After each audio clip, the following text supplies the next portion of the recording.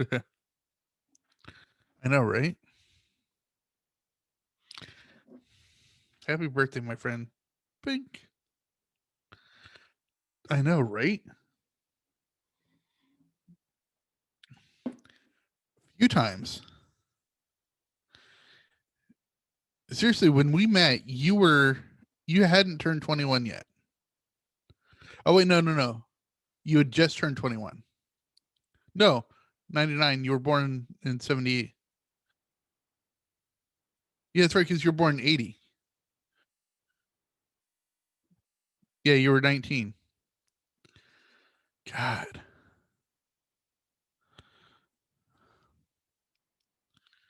Oh, that looks good. Oh, you know what? I'm going to change my.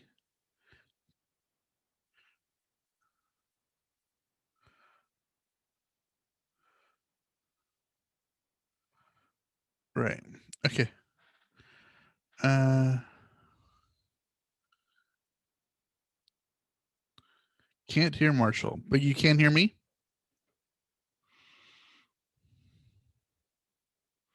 It's because you're black.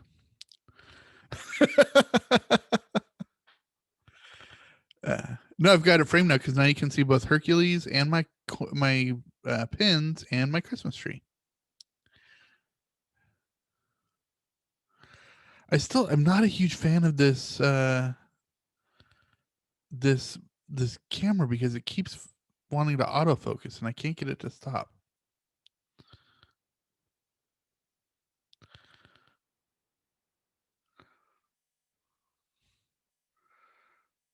How about a chat room? Can you hear Marshall?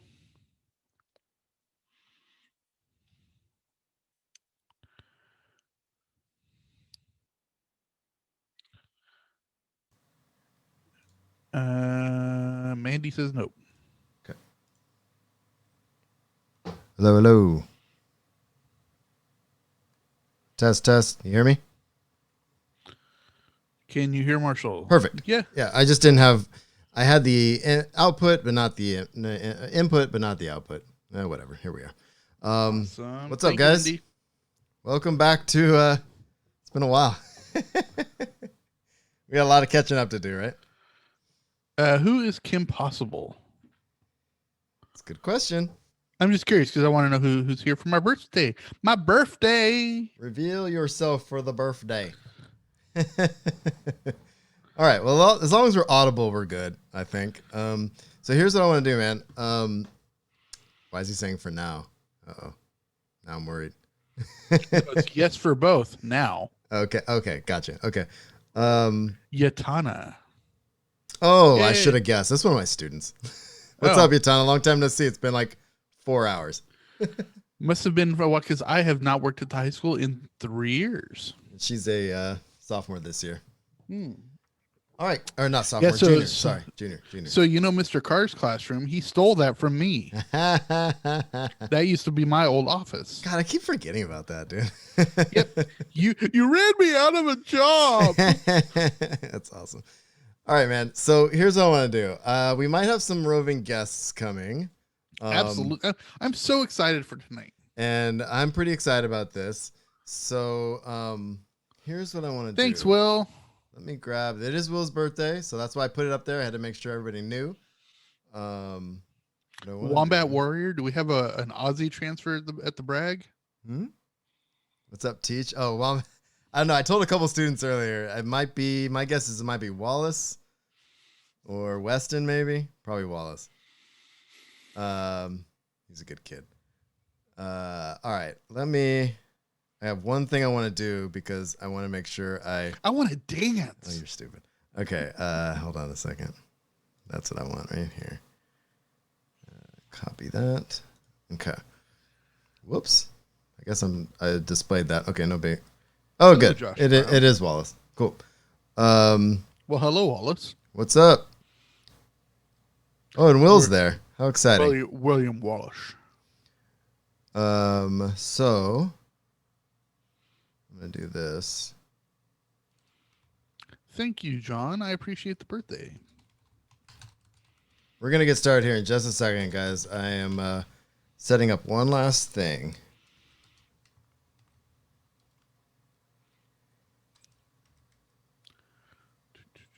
thank you for coming out for the show, guys. I know we were chatting yesterday, and we're like, well, actually, he messaged me a few days ago. He's like, "What are you doing for your birthday?" Oh, actually, he didn't even say my birthday. He said, "What are you doing on Tuesday?" I'm like, "Well, it's a Tuesday, so I'm guessing I'm probably just gonna be sitting at home and watching a movie like I have almost every night since March, right?" What? Oh, shut up! You don't Steve. do stuff like that. My actual brother is saying it's your birthday. Oh God, that's awesome. All right. And so then we were talking about, we were going to Zoom today, and then we're like, let's just throw it up into a podcast because there's so much crap to talk about between Warner Brothers and Disney. Yeah. So what I'm going to do is I'm going to start the show. And if I sent you a sneaky message or I talked to you ahead of time, I'll bring some folks in at random times and Will can see your beautiful face and we can chat for a little bit and you can chime in on some of the stories. So that's kind of how I want to do it tonight. Sorry for the kind of the mess that is the stream. It's a little haphazard, but I just kind of threw it together. So I don't know. I'm excited. We don't get to do this as often as we'd like, and we'll talk about that when we start the show. So I really appreciate all of you guys hanging out in there and bearing with us. And if you can hear us and stuff, I'm recording all the things. So, oh, this guy. What's up, Sophie? Hey. Hi, Sophie. Sing happy birthday. Thank you, Sophie. I Sing love happy your birthday. hair. Hi, Josh. Hi, Heather. Nothing about my hair? I mean, come on. Well, your hair looks exactly the same, dude. Yeah, it's going to Like- forever. It's like mine. Mine never changes. Is that you? Sing happy birthday. You were practicing. You're on the internet. Yeah. You sing Twinkle, Twinkle, Little Star. Guess who's in the chat, Brown? Oh, it doesn't surprise me. Yatana. She says hi, Sophie. We're gonna start the show in a minute. Are you gonna sing, Sophie? You gonna sing? Twinkle, Twinkle, Little Star.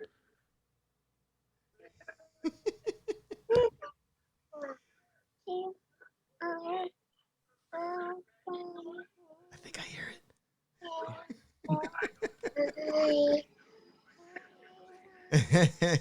Well, I'm glad you guys stopped in. We're gonna start the actual podcast here in a second.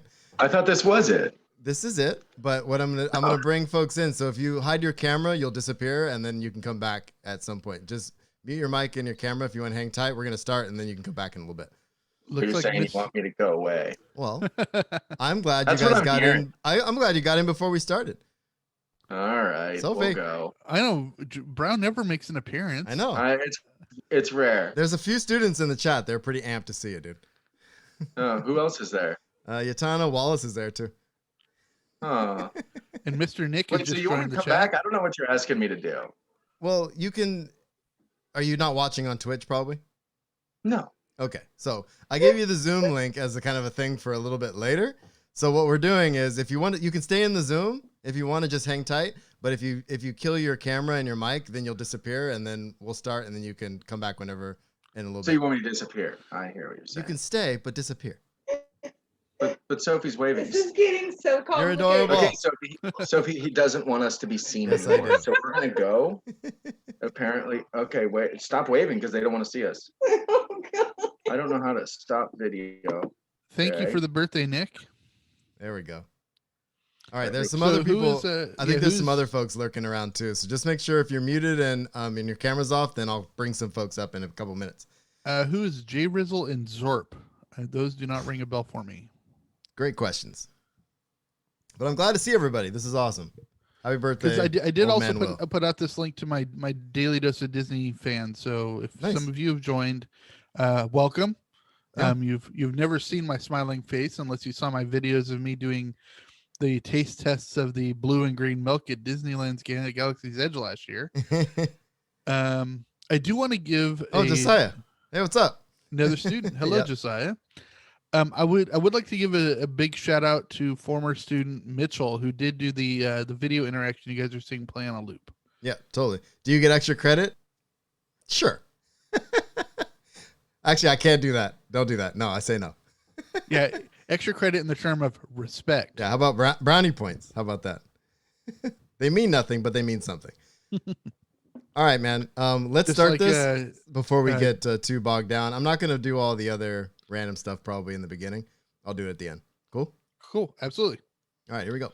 In the beginning, I'll do it. Wait, what just happened? Somebody's talking. Brown, did you mute your mic? Mute your mic. What about me?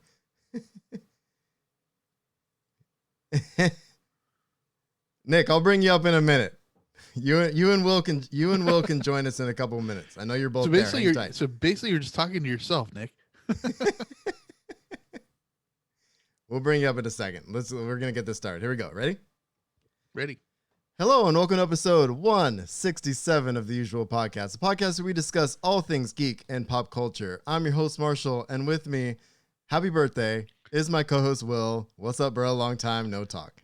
I know. What up, yo? It's been so long. I know. I'm really excited about this, man. I wanted to. I don't know. I threw this out to you yesterday. We kind of threw this together. We've got some folks that love you very much in the chat.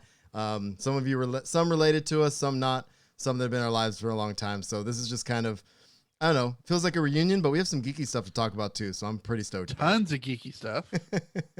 So before we get started, I'm not going to read all the stuff I normally do. What are you drinking, man? I bought you something for your birthday.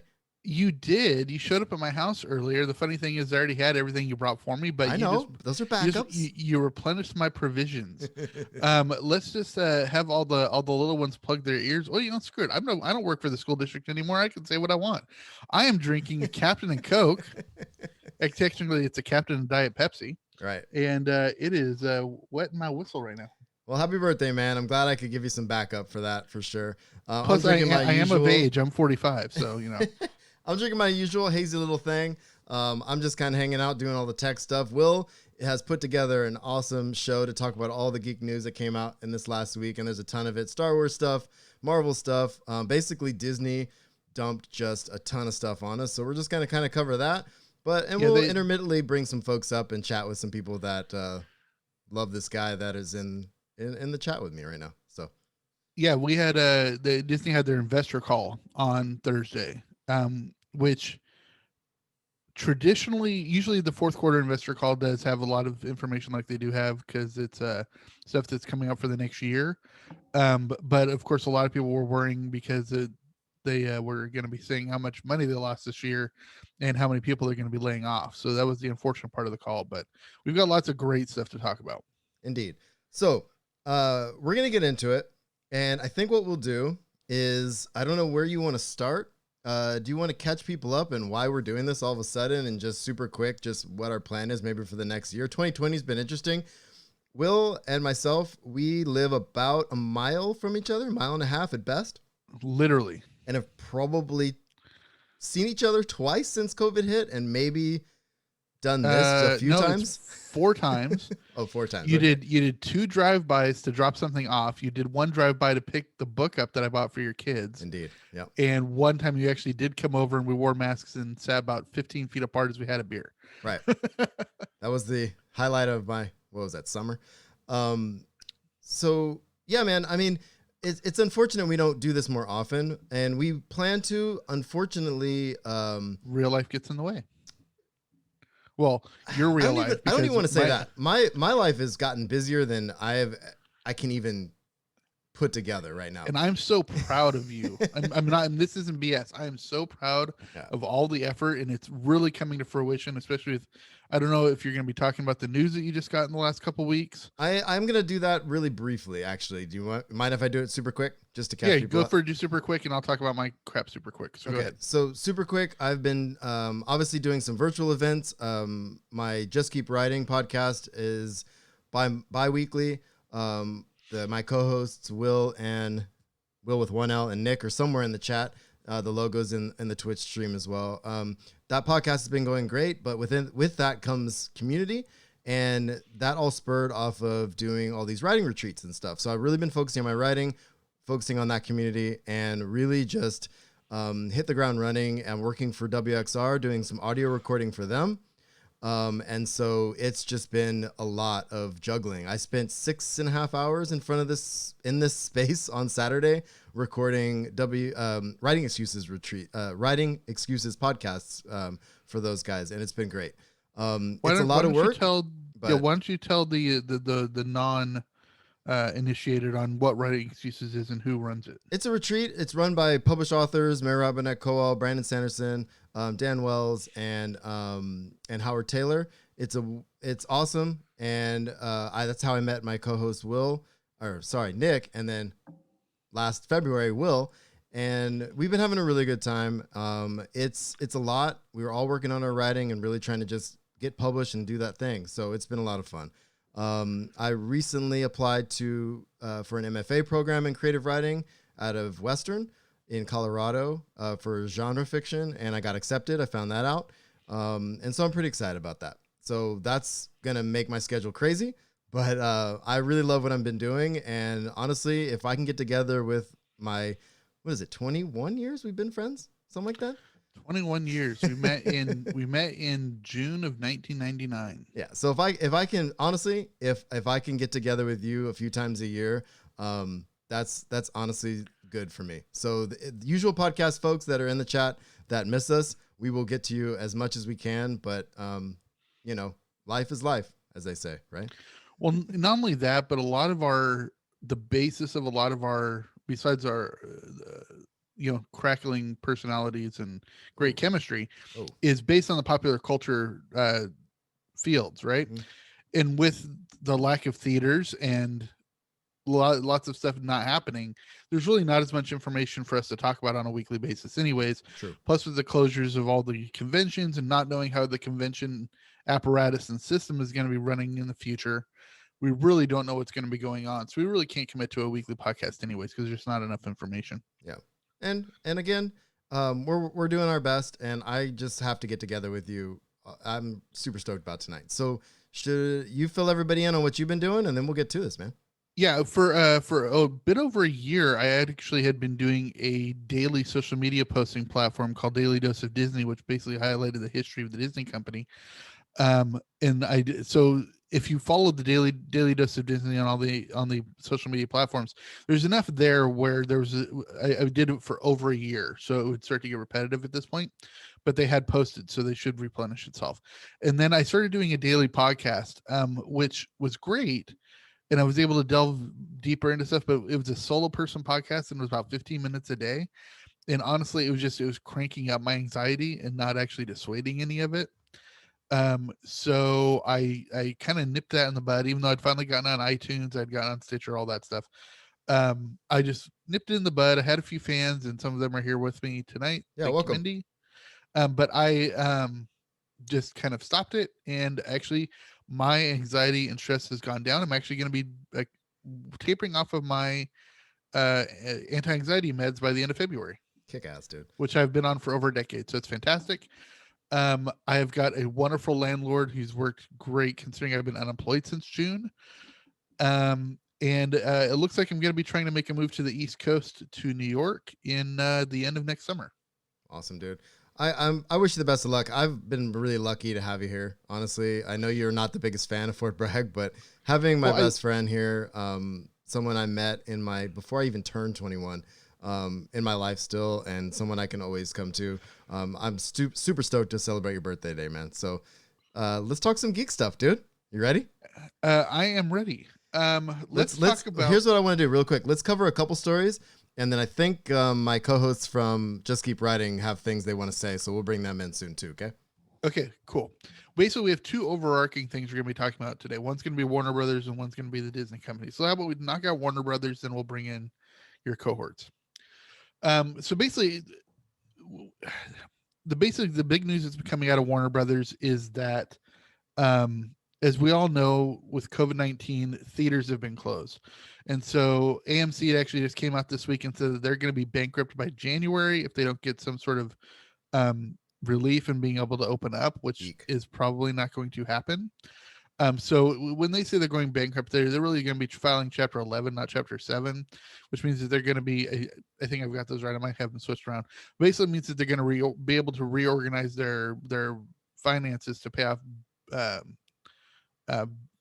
people they owe without actually having to shut down their business. So it's more like Trump bankruptcies, not like what happened to Circuit City, where they had to go out of business. Makes sense. Yeah. So So it's great because they'll be able to get creditors off their back. But the thing is what Warner Brothers announced is that they are going to be releasing all their 2021 titles. They've committed to all their 2021 titles are going to get released on HBO Max the same day they're getting released in theaters. Now, why that's a big deal is if they release a home video, well, technically home streaming, then the theaters obviously are going to have people are going to have less incentive to go to theaters. And we really don't know what's going to be going on with theaters in the future anyways. There's been such a drive to the streaming platform system that even when COVID-19 vaccinations get out to enough people and we can actually start being social again, how many people are actually going to go out to a theater again anyways? I mean, there are people like me who love the theater experience. Yeah.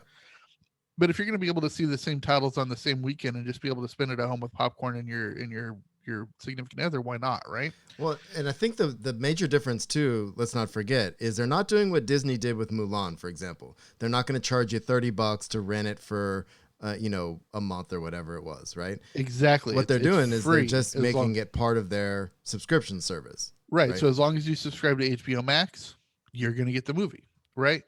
And so that's the main thing. Let's do a quick rundown of the titles impacted, which are basically these are all the titles that are coming out from Warner Brothers through 2021. And there's about 17 titles. So I'm just going to run them off here and give you a little bit of what each one is about. If you want to discuss some of the titles, we can jump in. If you hear something in the chat, please jump in and say if you want to talk about these. On January 29th, we have The Little Things, which is a Denzel Washington serial killer movie. Basically, he goes to a town and has to search for a serial killer. In early 2021, we have the film Judas and the Black Messiah, which is actually a biopic of Fred Hampton, who was the leader of the Black Panthers in the late 60s, who was assassinated before he turned 21, right at the age of 21. March 5th, we have the full-length Tom and Jerry feature with Chloe Grace Moretz, Oh, that who sounds played cool. who played Tom and Jerry would Hit be Girl. interesting. Yeah, who played Hit Girl in the Kick-Ass series. Okay. And March 12th, we've got the Sopranos sequel called The Many Saints of Newark, which actually takes place in the 60s. In April 16th, we've got Reminiscence, which is a Hugh Jackman sci-fi vehicle.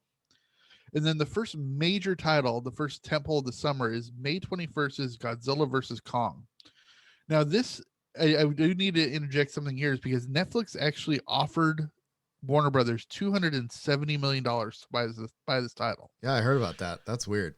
They And didn't take so, no, because actually the funny thing is Warner Brothers didn't actually finance this title. Right. They coordinated with Legendary Entertainment, and Legendary Entertainment put up the majority of the financing. Oh, is that what it was? Yes, and Warner Brothers didn't actually talk to Legendary before they said we're going to put it to streaming, because we don't know what the financing agreement is between Legendary and Warner Brothers and who gets what percentage of the subscription-based service. So, of course, Legendary would have preferred they sold the title to Netflix and they would have gotten their money back.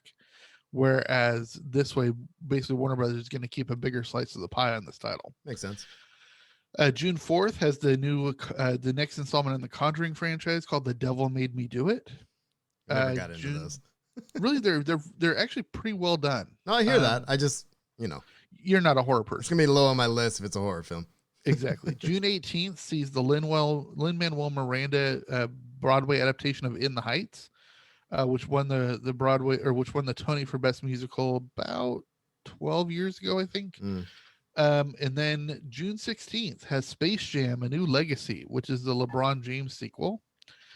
August 6th, we see James Gunn's directed DCEU reboot of The Suicide Squad, which should be really interesting because they've recast the entire cast except for Margot Robbie, who killed it as Harley Quinn. So she's coming back as Harley Quinn, but everyone else has been replaced. For example, Idris Elba is playing Deadshot now instead of Will Smith. Dude, I don't care what he does. I'll watch that fool do anything. Go ahead. No, seriously, Idris is great.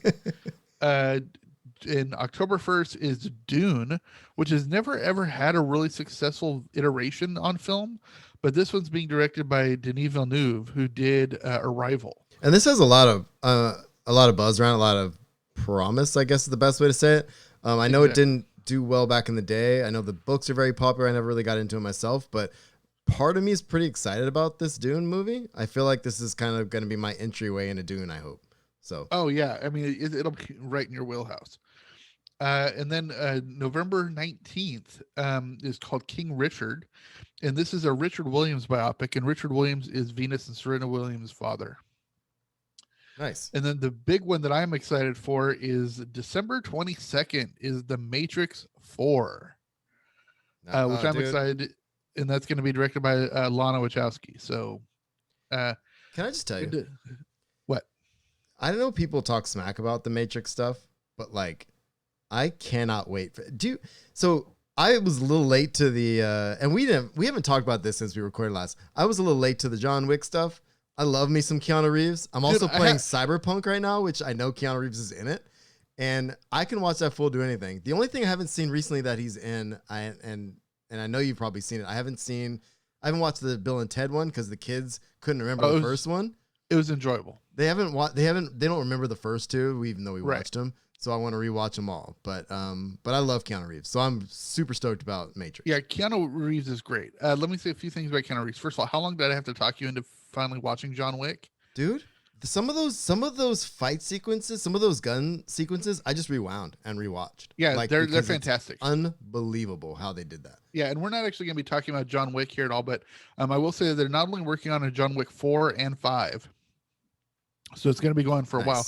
There's also going to be a spin-off show called The Continental, which is going to be Can't wait for that. a show based around the hotel itself. And you're going to, from what I understand, each episode is going to feature on a different client of the hotel. So that'll be really, really cool. But not only that, if you want to see a really funny recent Keanu Reeves movie, is a couple of years ago, he did a romantic comedy with Winona Ryder called Destination Wedding. And it was actually filmed in San Luis Obispo and Paso Robles. Was it really? Oh, it was. And I watched it. And he is so nihilistic and morose in the movie. And so is Winona Ryder. Basically, it's them going to a destination wedding. They both work out of LA, and they're going to a wedding in Paso Robles. And they actually call it San Luis Obispo and Paso Robles. So wait, hold on a second. Why that's significant is that's Will and I met in San Luis Obispo. And so that's why that's and I lived in Paso Robles for a little bit. So anyway. Yeah. So they go to this destination wedding, and the wedding is for Keanu Reeves' brother, who is Winona Ryder's ex-fiance. And so then they end up falling in love in their communal hatred of the concept of a destination wedding. Awesome. It's a pretty darn funny. I mean, it's a tragic type of comedy, but it's great. Not only that, I have a big history with the Matrix because when I went to Cal Poly, my degree was in history, but I focused on popular culture. And one of my best accepted writing pieces that I did, and they actually wanted me to print it in the school journal, but I just never submitted it for it, was an article on the religious coexistence of religions in the Matrix trilogy. Nice. And then my theories all got blown out of the water when Lana Wachowski finally came out this year and said what it actually means. Oh, of course. And the whole concept of the Matrix is actually around the idea of transgenderism. Oh, nice. That's awesome. Because both she and her sister are trans. Right. Yeah. And because it's just not being part of that experience. When you take the red pill or the blue pill, those were actually the colors of certain pills you had to take dealing with the hormones that you would do when you're trying to become trans. Interesting. Okay. Yeah, exactly. And so, and what I never realized is Cypher in the real world is female, but in the Matrix, she's male. Right. Right. And I feel like that was explored in the Animatrix, maybe. It was, and they don't really explicitly say it. Right. But so looking back on it, I'm like, yes, it all makes sense. Yeah, that's cool. Exactly. So it's kind of cool they're finally coming out, because that was something for 2 decades. People were, what does it really mean? Right. Okay, so back to these next 4 titles are to be announced. So they don't actually have dates announced. They're coming out sometime this year. The first one is the reboot of the Mortal Kombat. I love Mortal Kombat. I'll watch all the Mortal Kombats. I love it. Mortal Kombat. It's so as long as they bring back the song. That second one was so cool. So Annihilation. I mean, it was amazing. Anyway, continue. And then James Wan, who's behind the Conjuring franchise and the Saw franchise, is coming out with another horror movie called Malignant. Nice. And then Angelina Jolie, Nick Bernthal, Joe Bernthal and Nicholas Holt are going to be doing a thriller called Those Who Wish Me Dead. So that'll be interesting. And then Clint Eastwood has his newest movie coming out, and it's called Cry Macho. Cool. So that's everything we have to do talking about Warner Brothers, unless we really want to delve into the idea of streaming versus theatrical. But No, I think I think I'm good on that. I'm gonna bring. It's basically been talked to death this year. I just tapped one of my friends to pop in here to talk the Disney stuff with us, if you don't mind. How do you feel about that? No, absolutely. Welcome, more the merrier. So hopefully Will, there he is. What's up, buddy? What's going on? Hey, well, nice to see your smiling face, Will. I know, it's good to see you. It's been so long since we've gotten a chance to talk. I know. Last I heard, since you moved from Harlem to Jersey, and now you're back and now you're in Lower Manhattan. Oh, no. I never moved to Jersey. Let's just get that straight. I was in Jersey staying with family at our beach house for the summer so I could relax. Must be nice. Yeah, it was nice. It was nice. And then, I'm back in like Lower East Side-ish type of Manhattan. Yeah, I know. which is Marshall nice. Marshall told me where you were living, and of course I had to bring it up on Google Maps because you know me, I have a fascination for Manhattan and the whole New York City area. And you're like a couple blocks from Empire State Building. I mean, it's like right there, and you go out to the corner, and you're right there by the Empire. So I am. Yeah, that's it's really pretty cool. nice. It's pretty convenient right now. So before we roll through this, I was thinking I threw yes, there are two Wills, one with one L and one with two. Let's be clear here. That's so I also sent your brother a message. I don't know if he wants to join or not, Will. It's up to him. I mean, he might have fallen asleep by now, but it's fine. If he wants to come in, that's fine. If not, I just want him to. Usually on this late at night, he usually watches on his laptop, so he would have a cam, but I don't know. Yeah, no worries. Okay, let's do it. Will, since this is the usual, you've been on our show a couple times. Why don't you just tell the audience a little bit about who you are? Oh, who I am? Oh, this is who am I, Marshall? I don't know, man. I don't even know anymore. Okay, when you say that, and I totally imagine Anthony Michael Hall from Breakfast Club, where he's got the pen in his lip, and he goes, "Who am I?" I spend so much time with you these days, Will. I just was like, "Who are we anymore? Who knows?" I know. So I co-host Just Keep Writing with Marshall and Nick.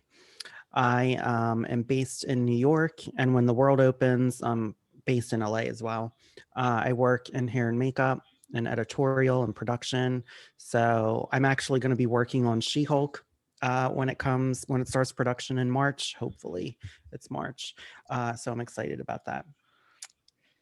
Two things really quick, Marshall. Steve just said in chat that he doesn't know how to activate his camera. Do you want to send him a private message and see if you can help him with that? And Will, why don't you tell, I mean, I don't want to out you here, but why don't you tell our Star Wars fans who you have done hair and makeup for? Oh, sure. Let's see. Well, Carrie Fisher. I knew Carrie for a long time, since about, I want to say 2004. And congratulations to Billy for having her baby. I know. Adorable. And luckily it wasn't leaked to the media because we all knew for a while. Oh, I'm sure. Which was nice. And they kept it really private, which that's just how they are, though. They're really nice. Oh, absolutely. The whole family is. Yeah. Oscar Isaac, I've worked with a lot. I'm booked with him a lot next year. Oh, fantastic. And then, Mark Hamill. I know Mark for a long time as well. Here, let me bend down to the floor while I pick up that name for you. It's so funny. It's funny talking to Will when I first met him. We're sitting in and picture this, and I may have said this on the usual before, but we have a lot of new listeners and whatever.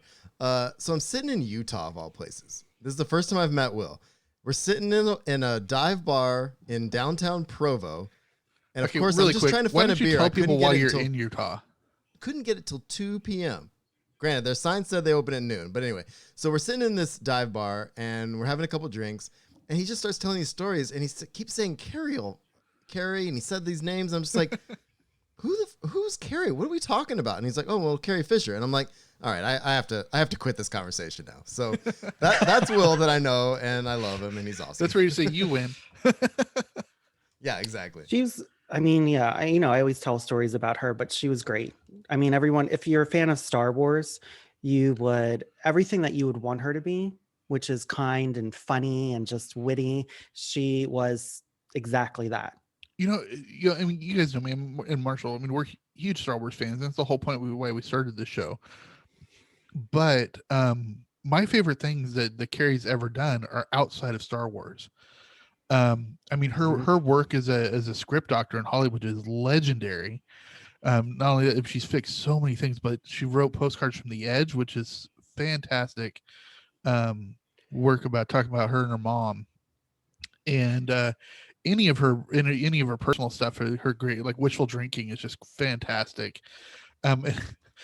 One of my favorite bits, and this is totally inside Hollywood type of humor, but The Aristocrats is such a funny documentary about 100 different comedians telling the filthiest joke ever, and her take on it is so gosh darn filthy, bringing in her mom and her dad and golden showers and it's so filthy, but it's so hilarious. And to kind of give you an idea about how filthy this joke, I mean, because I don't want to ruin it, go on, we'll just watch it. It's called The Aristocrats. But Bob Saget, who is the cleanest comedian ever, is so filthy stand up that his version of this joke, where basically the whole concept is the movie is everyone's telling their joke, right? And it takes people a couple minutes to tell their joke. His was so long and so filthy, they had to cut it up and intersperse it throughout the entire movie. And he finally finishes the joke near the end, and it has to do with the Full House girls, and it's just filthy, but it's so funny. But Carrie Fisher was just, when she was telling her part of the story, she was lounging at her house and on a fountain and something, just lounging on her side, smoking a cigarette and drinking a beer or a martini or something, and just hilarious. It was so Carrie, from what I can see from the outside, not knowing her personally. It was just like, have you seen her? Have you ever seen pictures of her house? No. Well, just Okay. except for what was shown in The Aristocrats. Okay, so when you go in Carrie's house, so she lives literally down the hill from her mom, right? So her mom was always coming over when we would be over. And Carrie's house, you walk in and there's Christmas tree that is always up, no matter what, with lights. And she used to have these rotating, during Christmas time is when they would change it. So the one year, I guess it was when I was living out in LA full time, it was like 2012. She had all Star Wars, and then she had all sex toys that were also dressed up as Star Wars. Oh, So jeez. you would walk into this house, and it literally was like a museum. I would be was just- surprised she was so into Christmas, considering the traumatic experience of the Star Wars holiday special. Oh no, she like loves it. In fact, she actually has a copy of the holiday special, and when she has guests over during the I holidays, know she would make she would people make watch us it. rewatch it. She would make us rewatch it all the time. I hate to say, I actually have it. I have a digital copy on my computer that I watch every year. Dude, Will, so what you casually said was you sat down and watched the Star Wars holiday special with Carrie Fisher, correct? Yeah. I just mhm. want, Oh, I know, I just that's- wanted to be clear what we're saying. And I'm sure Yes. everybody's drinking up a storm watching it Yeah. Oh yeah. Wait. but Casually. casually. the best thing is like I also like obviously know Billy and everything. So Billy would be like, "Mom, really? We got to watch this again." Oh, so please then tell it me, start- that people would like call Billy Lumpy. they would just be like, "Billy, what is like? We don't understand. Like, what is the problem?" So everyone And- would start reciting their favorite lines from the film because a lot of people would come over, have seen it a million times. And of course, a little known fact is actually the introduction of Boba Fett before Right. Empire Strikes Back. Mhm. And really quick, those who don't know Carrie too much outside of Star Wars, her mom is Hollywood legend Debbie Reynolds, and so casually dropping her mom was there. I mean, she lived down from her mom, Yeah. Mhm. and Yeah. so She lives like down the hill, or down the hill. Her mom's down the hill from her. yeah. So her mom would always be coming over, and a lot of times we would be watching TV in Carrie's bed. We Ouch. rarely ever watched it actually in the Nick. living room. So on It that was note, always in Carrie's bed. Yeah, I've been in bed with Princess Leia. So, well, let's just be very clear, Mr. 1L over here. You didn't just know Carrie. This wasn't, oh, I did Carrie's hair a couple times. Like, No. You knew her for years. You had a very intimate friendship with her. It sounds like so. This I was- isn't. I was really Casual. lucky because it did start off just as like me doing her hair and makeup and stuff like that. But when I was living in LA full time, she actually came and saw me. And she knew that I wrote and everything. And she was just, again, everything that you hear about her. She was the funniest, most hilarious, kindest person you would want. But also, I would say complicated in the best way. She struggled with addiction. Well, aren't you the know, best but people the most complicated? Yeah, but there was never an ounce of viciousness, meanness, two-sidedness. She was who she was, and she was very unapologetic about it, but also like the most tender of hearts, I would always describe her as. And like literally like hilarious. I don't think they've ever mentioned this in any of the books that came out, and maybe Billy will, but she wrote more than she published. She probably has a good 20 books that Wow. she's written Well, that she's never wanted to And publish. she was also very adamant about not getting credit for any of her script doctor work. I mean, she was famous Yeah. for it, but not for the titles. And Yeah. I'm sure if we ever saw a list of the titles she did, we would just be blown away. And she got paid handsomely for those script doctorings. Oh, And man. from what I heard, by the end of it, she was getting paid at least $1 million per script doctoring. Wow. Yeah, and I think one of the reasons why, and she said this before, is that the reason she didn't want credit for it is because she felt like what she was doing was really mentoring the new screenwriters who wrote Exactly. things or the things, and she didn't want to take away from that. She felt like those people put in their hard work. She felt she was more of like an editor, about crafting the best possible situation. Yeah, these weren't from her someone's stories. It was draft. her. It was just her giving it better structure, Exactly. Yeah, which Well- is she's a writer's writer. exactly. Well, guys, we could talk Carrie Fisher some more if we want. We totally could. I mean, we could have a I whole say show I just on say we Carrie. have hella Disney news to talk about, but We do. we also okay. have another person on this. Okay, do you want to say words before I introduce you, or what? Yeah. Go. Will. It's not one L. It's Mhm. not the Leia slave outfit anymore. Oh no, she's the Hut Slayer. Yes. The Hut absolutely. Slayer. Yes, absolutely. Yeah. I Good- just good want call, every Nick. time we talk about Carrie, I just always want to make sure we bring that up to change the name. I think that's Yeah. important. It is Yep. the Hut Slayer. And that voice you hear is Nick Bright, my other co-host for Just Keep Writing, who has joined us to talk geeky, Star Warsy, Disney stuff with us because he's awesome and he's here. And we're glad you got away from the fam for a bit here, buddy. They're calm. I know. I was gonna say I don't hear a lot of background noise. I'm pretty excited. This never happens. Super Like ever. grateful for it. I'm not quite sure what's up, but maybe one of them will come out screaming in a minute. But Yeah, we'll see. Anyway, probably about 10 minutes before I jumped on, there was some noise, and I was like, this is gonna be bad. well, I'm glad you guys are here, at least for a little bit, to talk about some of this stuff. It's Will's birthday, and you're three of my favorite people on the planet, to be honest. And to sit down and talk to you guys again, it's been a while, so I'm pretty excited about this. I'm gonna turn it over to 2Ls here, birthday boy, and you go ahead and talk about what you want to talk about, and we'll chime in when appropriate. All right. So we're just going to be talking about what was announced during the Disney investor call last Thursday. And so if you don't know what an investor call is, it's basically Disney does, in most major companies, they'll do something for the shareholders, especially in the production companies sort of thing. And they'll give, earnings updates and, just updates throughout the company. But when you're dealing with a production company like Disney or, Warner Brothers, whatever, they're going to also be talking about projects that are in the pipeline. So let's get the bad stuff out of the way. First of all, Disney's obviously operating at a loss this year, just like almost every company is, and most of it is from their lack of being able to have Disneyland open since March. So that's a major hindrance right now. And from what I think I heard from the call was that they're laying off another 32,000 people from the theme park branch over the next 3 months. Unfortunately, this is on top of the 20,000 they let I go was a gonna few say they months already ago. let a whole bunch of people off. Ugh. Yeah, unfortunately, most of the people that were let go, the 20,000 that were let go, were out of like the college program, and most of the newer hourly employees. I mean, some people that have maybe been there for 5 or 10 years, but they were still basic cast members. You know what I mean? We're not talking about management or anything like that. Right. Or if we were, they're talking, low level floor type management.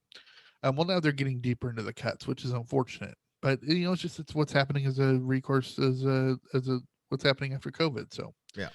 but let's get to the fun stuff. The big structural change news that's coming out is, I mean, Disney is a half owner of Hulu, and basically they are making Hulu International is going away. So basically, Hulu won't be a thing outside the United States, and they're changing everything outside of the United States that's not Disney Plus into a new streaming service called Star. And this is based on, I believe there's an international network they own out of India and Britain called Star something, and they're basically tying into that, which already has an international name recognition. And the reason why they kind of have to do that is because you got to remember Disney owns companies, and especially with bringing in a 20th century, it's not Fox anymore, it's 20th century instead of 20th century Fox. You're going to have some R-rated titles, and you just really can't release those on Disney Plus. You've got to keep Hulu open for that reason. That makes sense. As well as, and we'll get to it later, but they're like they've re-upped The Handmaid's Tale, which is not a family-friendly show. And so very similar to like how Disney's in the past owned Miramax or Dimension Films or other titles that they would, or other companies that they would use for distributing something other than PG or G films. Right. And so that's why they're using Star. So now we're basically just going to go through the different branches of the Disney production company, and we're going to talk about what they have planned for the coming year and more. First thing we're going to talk about is Disney Television Studios. This is the stuff that would normally produce stuff for like Disney TV, Freeform, stuff like that. But these are all the series that are going to be series and movies that are going to be working for Disney Plus over the next year and so. Hey, Will. Yeah. Question. Yes. Since we have these two guys here, I want to do this section that you've got up here. Do you want to jump? Maybe I know I don't want to. I can do this in editing too, mix it around. I don't know if these guys want to stay for every section of this, but I know they want to talk about Star Wars and the other stuff too. So let's do this do we want to section. hit the biggies first? Well, that's kind of what I'm thinking. Or let's do what the next section, and then skip that stuff and jump down to Lucasfilm and the Yeah, movies. we can and skip stuff. National Geographic and Hulu Yeah. and Star for later, and then we'll come back and hit those afterwards. Full. Yeah, that's my thought. Yep. All right, so Disney Television Studios are actually going to be doing a continuation series. It's not a reboot or a remake or anything. It's just an added-on series for Beauty and the Beast, and they're bringing back not only Luke Evans and Josh Gad as Gaston and LeFou from the I think it was 2017 live-action version with Emma Watson, but they're bringing back Alan Menken to do the music. So this will be fantastic. There's no time frame yet. And Beauty and the Beast is, of course, a working title. I'm sure they're going to change it to something like Gaston and LeFou or something like that. Well, see, and that intrigues me more. I couldn't watch the Beauty and the Beast one, and I've talked to you about this before. It was, in my opinion, shot for shot the original, and I just couldn't redo it. Yeah, they just added in the bubonic plague stuff. Yeah, I'm just like I like the cartoon. Whoa. Did you say it's shot for shot like the original? Like the cartoon, the live action was, in my opinion, when I watched, I didn't watch the whole thing. I Maybe just not stopped. shot for shot, but definitely scene for scene. It was close, man. It was frustrating for me. But anyway, go ahead. I'm not the biggest fan of some of the live action reboots. I didn't watch The Lion King or Jungle Book either. So soon. Okay, well, we're going to be coming to one when Okay. we get to Warner Brothers Pictures. We're going to be coming to a title. My brother, because I was talking to him on the phone for a couple hours the other day, and I said this title, and he's like, "Oh shit, not with that one." And then I said, "Who's starring in it?" And he goes, "Okay, I'll go see it." So we'll get to that one later. All right. They're doing a remake of the Swiss Family Robinson series. I don't with know film, about so- that. Do you? I don't know. It again just depends on how good it is. Yeah. I mean, Disney. It all depends on the story. Right. They're now that they own Fox, they're going to be actually doing a Percy Jackson in the Olympians series. Like I like those. Those are good. And this is going to be a series, not films. Cool. So I don't know if they're going to be starting from the beginning or if they'll start off with the third book because they did the first 2 movies. From I the really don't know beginning. what- It's got to be from the beginning. Yeah. You would think. Yeah. Will, you- It is. Will, Yeah. you know, right? Yeah, Will I know, knows. yeah. Rick Riordan hated the movies, and Disney actually publishes him, Mhm. and he never wanted to say when the movies were coming out that he hated them because he knew he loved all the actors. He loved the people that were actually on set making the film, but he did not like the direction that they went, and he was very vocal behind the scenes. And then when it ended, he really came out full force of saying, this is actually what I didn't want to happen. And that's why they decided to create a Disney Plus series starting from the beginning. Cool. Inside information. Gotta love that. Yeah, because he gets released through Hyperion Press, right?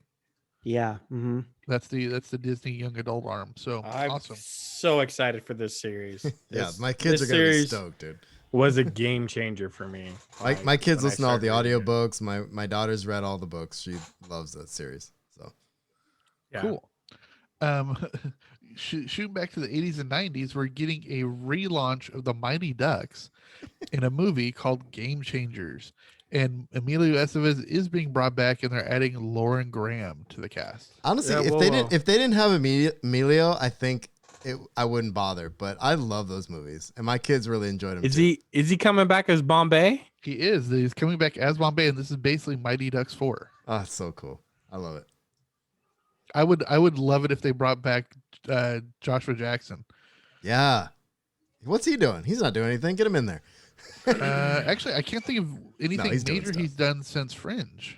Yeah, no, I remember after Fringe, I think, I feel like I saw him in something after Fringe, but that was the last real time I think. I love that show too. He was great it's in that great. show. And of course, Dawson's Creek, which, Right. continue. They're doing a remake of Turner and Hooch, the Tom Hanks film. And that's coming out in 2021, and it's going to star Josh Peck in the Turner role. That could work. Okay. There's a new movie called Big Shot coming up in 2021 starring John Stamos. And then Okay, there's Stamos a is best-selling. amazing, by the way. I love Stamos. I have He's a an really ageless wonder. Right? totally right. He's I have looked the a, same for decades. I have a funny Stamos story. My sister and I actually, when I was living down in LA, my sister visited me for one Christmas, and we decided to take a day off, and we went to go to Knott's Berry Farm.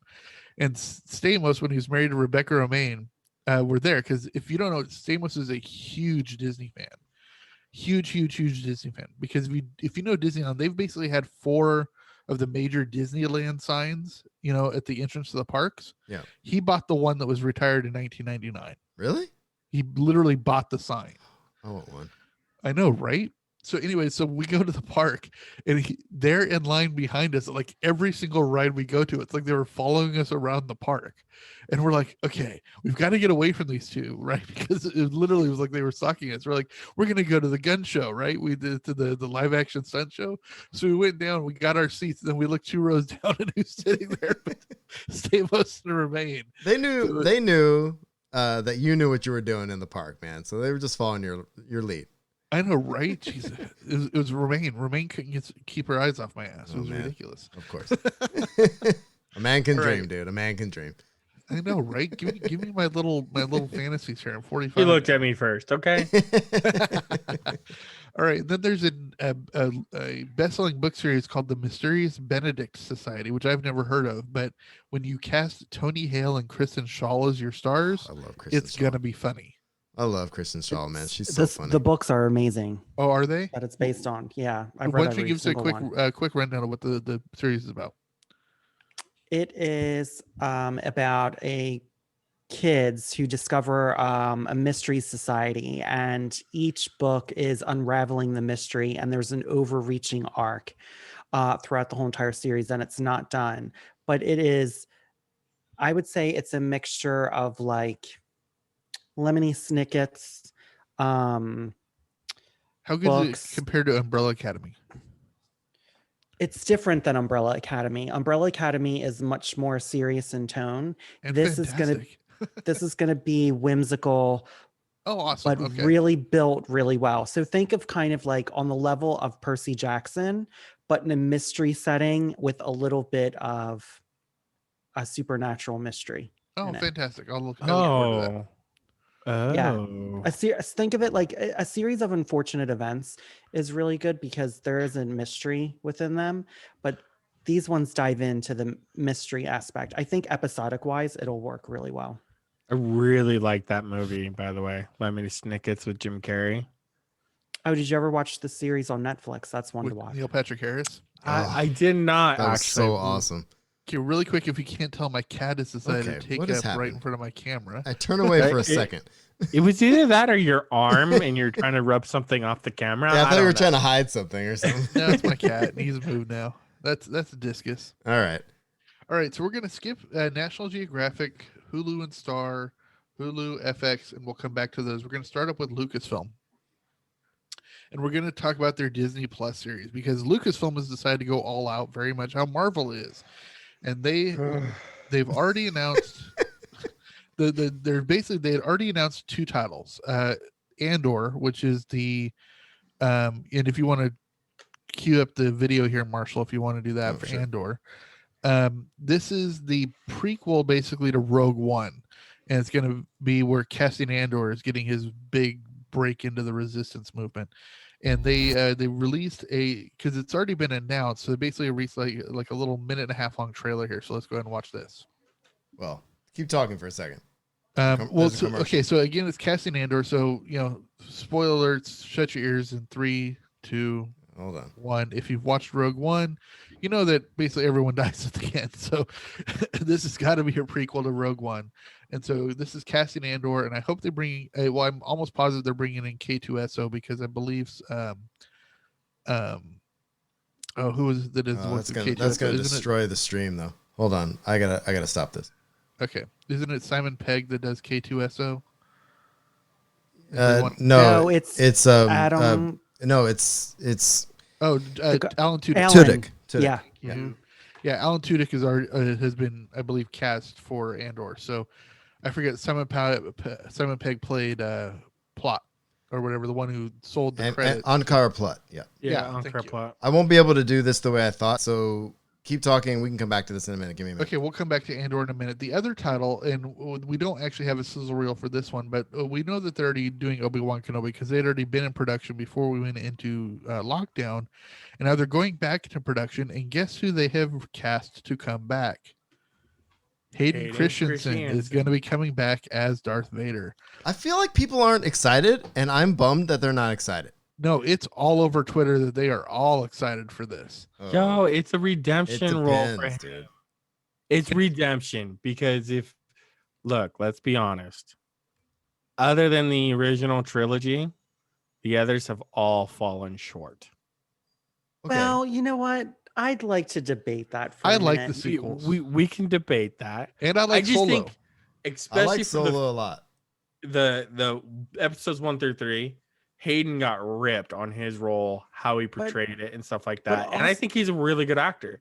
So I think this is if a you want, redemption. if you want to see time. something really good with Hayden Christensen in it, watch the movie Glass, which is Yeah, I hear he's not- good in not that. Glass, Broken Glass, and it's where he plays a writer for the Atlantic, a true story about Stephen Glass, who is a writer who made up his stories, who fabricated his stories for the Atlantic.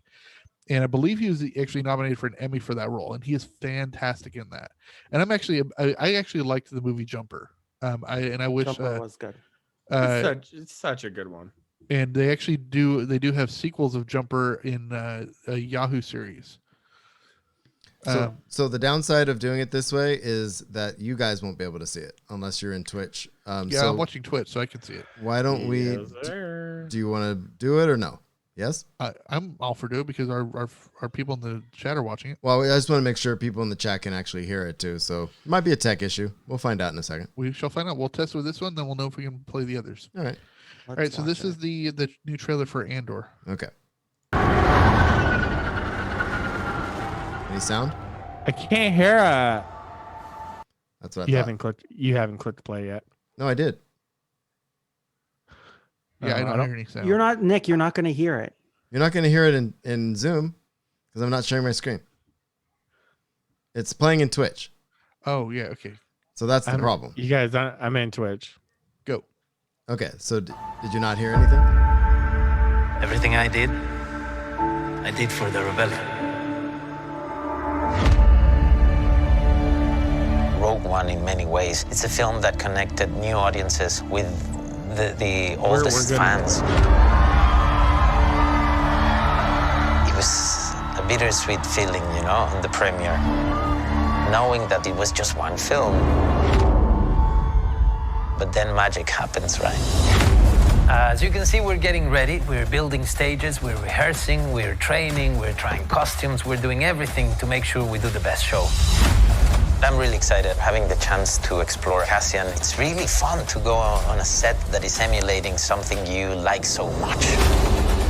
The enormity of this is like doing a big feature film. It's very cinematic. For me, that's where the excitement is. 12 episodes, 12 scripts, over 200 named cast members, over 6,000 crowd people, a lot of creatures that come in from the creature department. We treat this exactly like we would a film. There is no difference in our approach. Every creature and droid that we've been building has the same care, level of attention to detail as the previous films. It's huge, it's thrilling, but also it's wonderfully challenging. There's tons of possibilities to explore. It is the building of a revolution.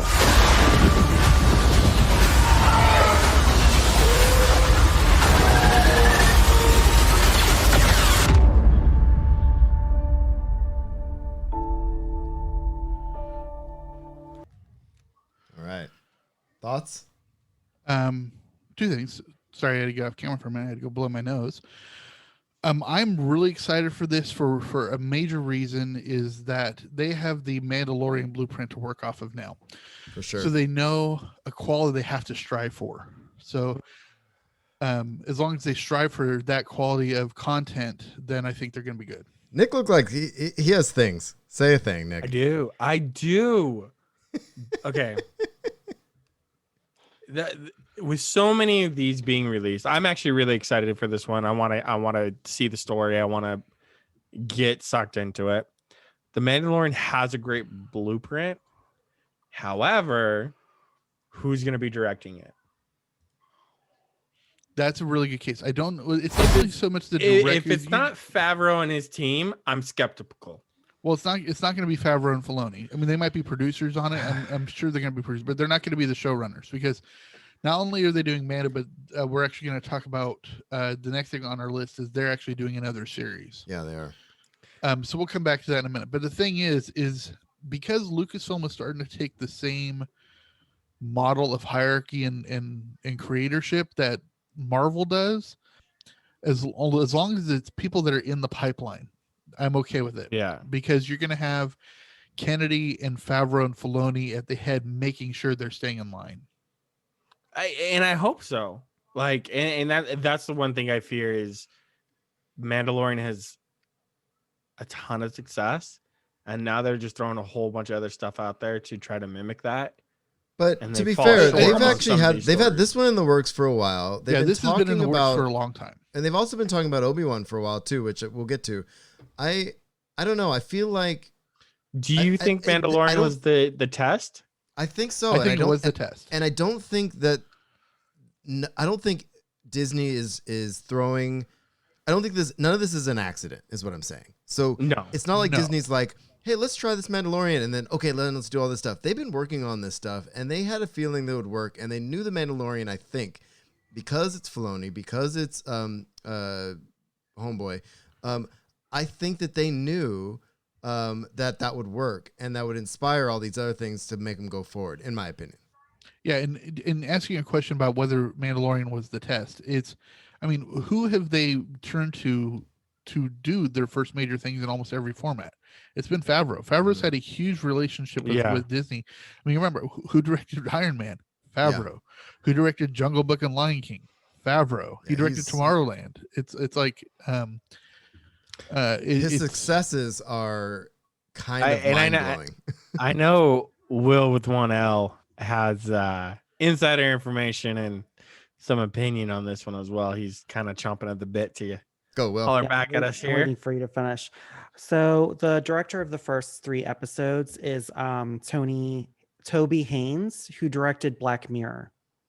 I love that. So if you watch his Awesome. episodes of what he directed in Black Mirror, he's going to have a very specific vision. And also, I want to roll back for a minute. I think Dave Filoni is amazing. I think Jon Favreau has a nice track record, but also a very predictable story beat. When you look absolutely. at the episodes that were really outstanding, it is with Dave Filoni, Bryce Dallas Howard, and a couple of the other directors Yeah, who fair enough. are directing some other things for Lucasfilm. I think Yeah, but what if he, Jo- but like we Go said, that Favreau does the first sets because he is safe. He's predictable because Disney likes safe and predictable. Well, Sadly, I think yes. what was nice though, if you look at the breakout episodes of The Mandalorian, it has always been with if you actually read like a lot of what's going on Variety, without Jon Favreau's heavy hand in it. Like they actually let Bryce Dallas Howard take the reins as far as direction. And then in the second season, John and Dave both said to each of the directors, we again did the blueprint for the first couple episodes. We want you to take the reins and go. And Dave only had a heavy hand in Ahsoka's episode because he created her with George. Yeah. Exactly. That's why I think Favreau and Filoni are basically becoming the Feige of the Lucasfilm market because they're basically doing that. They're mentoring the upcoming Russos and Guns and I'm drawing a blank on the guy who does the Spider-Man movies who just got signed on to do John Watts. Fantastic Four. Oh yeah, we'll what get is him his later. name? John Watts. Yeah, John Watts. Thank you. They're the ones that they'll let these people come in and do. I mean, there's no way you're going to start with James Gunn to run your franchise. You know what I mean? He's the one that you bring in to spice it up. You know what I mean? So that's great. And actually, I just looked up, and Marshall, you're going to love this. Todd Haynes, his Black Mirror episode was USS Callister. Oh my god. Oh, And he- I love that episode so much. And he also did the Reichenbach Fall God. episode of Sherlock, and he did the Impossible Astronaut episode of Doctor Who. So Oh, I love that one. this guy has definitely got a great track record. Oh man. So, and I did look at it, and Tony Gilroy, who's a longtime Hollywood writer, he does the Bourne series, is a writer for Andor, and also George Lucas is writing an episode. What? Oh, that's fun. Yeah, That so- should be a hoot. That should be interesting. All right, so let's move on to the other series in Disney Plus series. The one that Favreau and Filoni are going to be working on is a Mando spinoff called Rangers of the New Republic.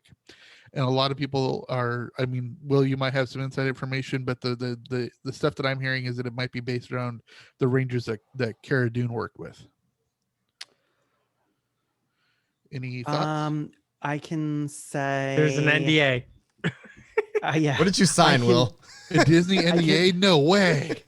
Yeah, I can say Kara's definitely in it. There's other surprises that will be thrown in the mix.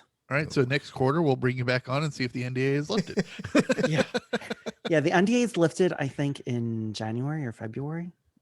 Okay. Yeah, that's all I can say. Awesome. But Kara's definitely going to be in it. That's like a for sure. I All can like everyone can talk about that. Yeah, I mean, well, it's called Rangers of the New Republic. It's a Mando spinoff. It's gonna have Cara Dune. Yeah, in it. that makes Come on. sense. Can I just say I love Gina Carano? Yeah. You know, I love her in some stuff. I love I- her in Fast and Furious in the bits that she was in 6 in that one. She was in oh gosh, I can't remember the movie that she did with Steven Soderbergh.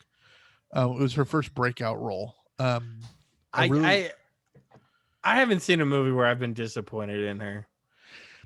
Let's just she has an acting style fit for George Lucas's writing. Let me just put it that way. Yes, she's not. She's rather wooden, kind of similar to the slight that Hayden Christensen gets. Yeah. But when she gets the right script, she's definitely much more human, which I like. And I think that was drawn out of her in Mando. Exactly. And I think her rendition in Kara is going to be really good in the Ranger series. She was actually really good in Deadpool too when she played Angel. Oh, absolutely. That was the perfect role for her. So I'm excited for her to get a bigger role in a series and things like that. I will say right now is kind of I have not watched anything of Mando season 2 yet because I am waiting for the finale and I'm just going to binge the whole 8 episodes. Well, So the you only finale have, is this I think, Friday. one more You got like episode. 3 more days. I know. So basically, this coming weekend is going to be my Mando weekend. So I have not watched Ahsoka's return. I have not watched the episode where the child's name is released. All this stuff. I haven't watched any of that yet. I don't know how you've done it. I have good willpower. But I'm really excited because I'm really excited to see, and I've heard rave reviews of the Bryce Dallas Howard episode, and I can't wait to see Rosario Dawson as Ahsoka. Speaking of that, the next series that was announced is Ahsoka is getting her own series. Now, what I'm really kind of curious is this going to be based around the time she's on Mando, or is it going to be the time near the end of Rebels, where, because I hear this series is she's looking for Thrawn. Yeah, I got the impression it was kind of post Rebels or somewhere in there, like before she meets the Mandalorian. Okay, well, I'm hoping they somewhat work Ezra. Same time, is or there's an overlap. It's the same time, and actually, the 3 shows are going to lead to one big thing. Yes. Awesome. Yes, this is my Arrowverse crossover happening. Well, I was just in gonna other say places. that reminds me of the crossovers with all the CW stuff. Okay, let's make clear what the 3 shows you're talking about are Mando, Rangers, and Ahsoka. Yeah, they're all going to converge into one big thing, but you'll see it alluded into the press. I can say this too, but it's not what people think. I think people are thinking it's going to be like each episode's going to carry another story and they'll be back to back. Nope, it's bigger than that. One thing that they teased in Solo that they need to bring back is the concept of the Black Sun criminal empire headed by Darth Maul. Yeah, that'd be cool. Darth Maul's dead by then. Well, I know, but I'm just saying that they need to bring that back at some point. Totally. All right, so the next thing we have and this is a trailer you might want to get ready to queue up, Marshall, is the trailer for The Bad Batch. And this is a direct spinoff of the Clone Wars. And this is, I believe it's 3 clones that either they removed, I can't remember, they either removed the implant that caused the Order 66 to take effect, or it misfired in them, right? And so these are the bad batch of clones that did not execute Order 66. Is that correct? Something like that. The Bad Batch were genetically manipulated to each have a different ability. So some of them were stronger, some of them were faster. Think of it like the X-Men for the Star Wars universe. And they didn't have a chip. That chip, that story is going to be told in the first few episodes of what happened. Okay, awesome. Okay, so and the reason why I know this is a direct spinoff is actually you'll see in the trailer they actually have the logo of Clone Wars like burn itself into Bad Batch, which is awesome. Nice. So let's go ahead and watch this. All right. They call themselves the Bad Batch.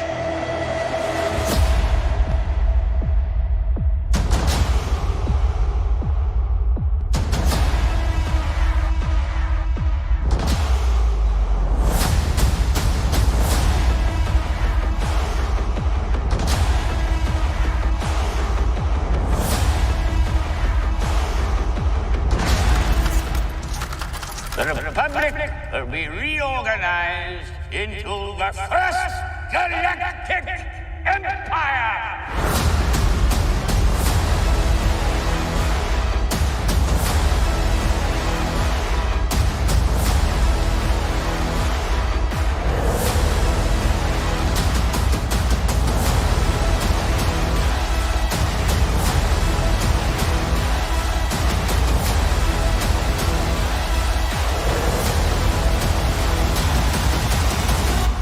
That was quite an impressive display.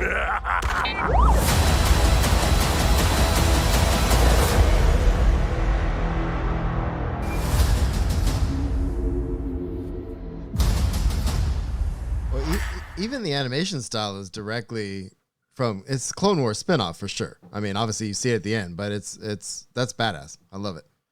You Yeah, meet them absolutely. in the last season of Clone Wars. Yeah, they're in the I haven't first gotten few there, I'm sorry. episodes. And anytime you can bring Tarkin in, it's a good day. Oh. I will say that you got to give it to this, that whether it's a cartoon or live action, Lucasfilm nails art direction and cinematography. Indeed. It's just gorgeous. All right. Oops. So Sorry. this is where we get to the things that Will might know some stuff, but where we as a general public know very little. There's a new series coming out called Star Wars Visions, which really had no information along with it.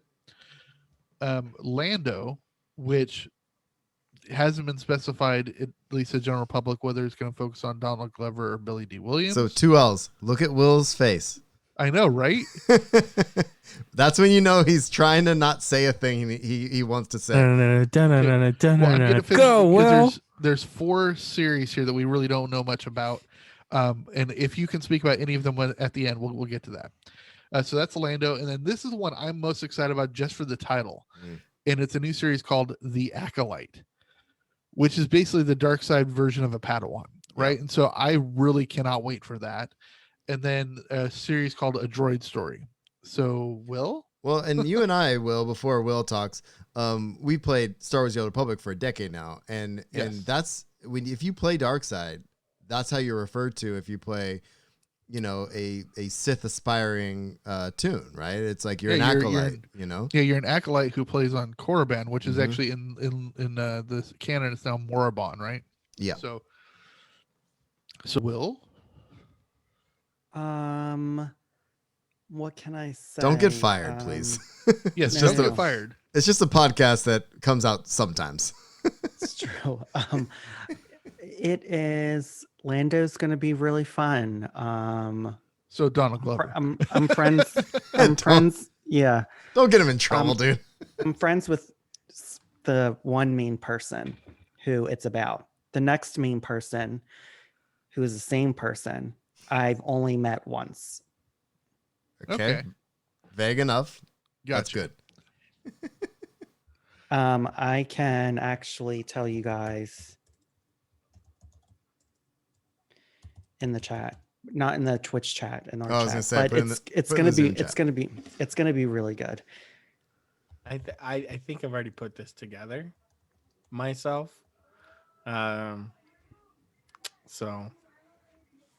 That makes sense. Was my assumption, by the way. Yeah, nice. It is going to be from what Donald said. Oh wow. Okay, good. It's going to be really cool. Awesome. Sounds awesome, dude. Is this going to be like a reflection type series then? Am I allowed to ask that? Are you allowed to answer that? We don't know yet. Don't know. We know the pitch that was given. I know the pitch that was given because I talked to them. We'll see.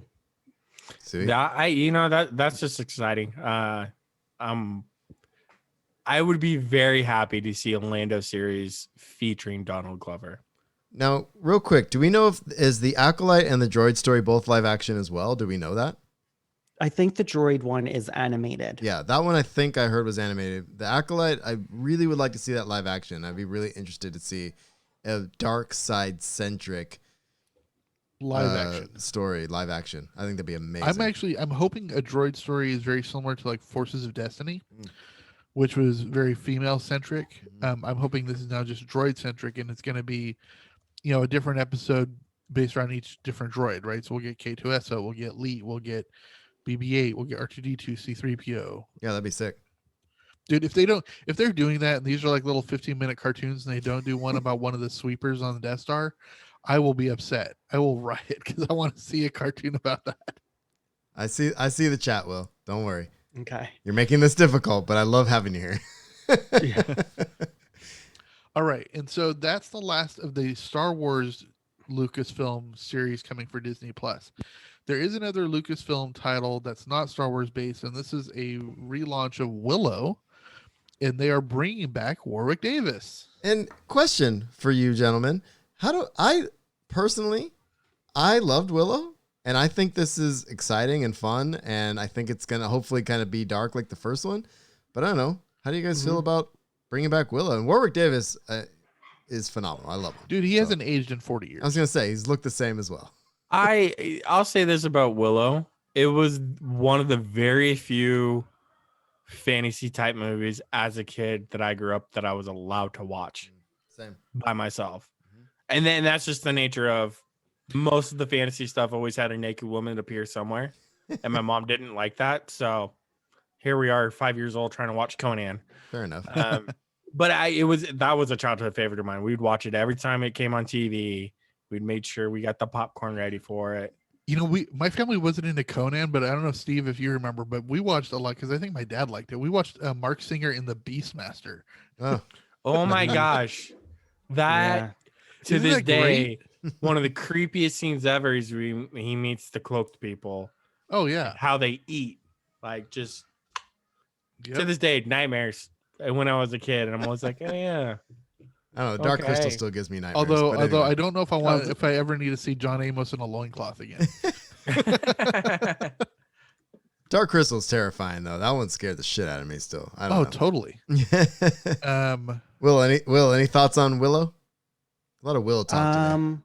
Well, Willow is actually not a reboot. It's a continuation. Right, it's supposed to be a direct sequel, right? Yeah, it's 30 I think I years said after everything relaunching. I don't happened. think I said reboot, but yeah. It's Okay, a yeah. continuation. Just because some people are like, no, it's like a reboot, and I was like, no, it's actually going to be continued. No, there's many.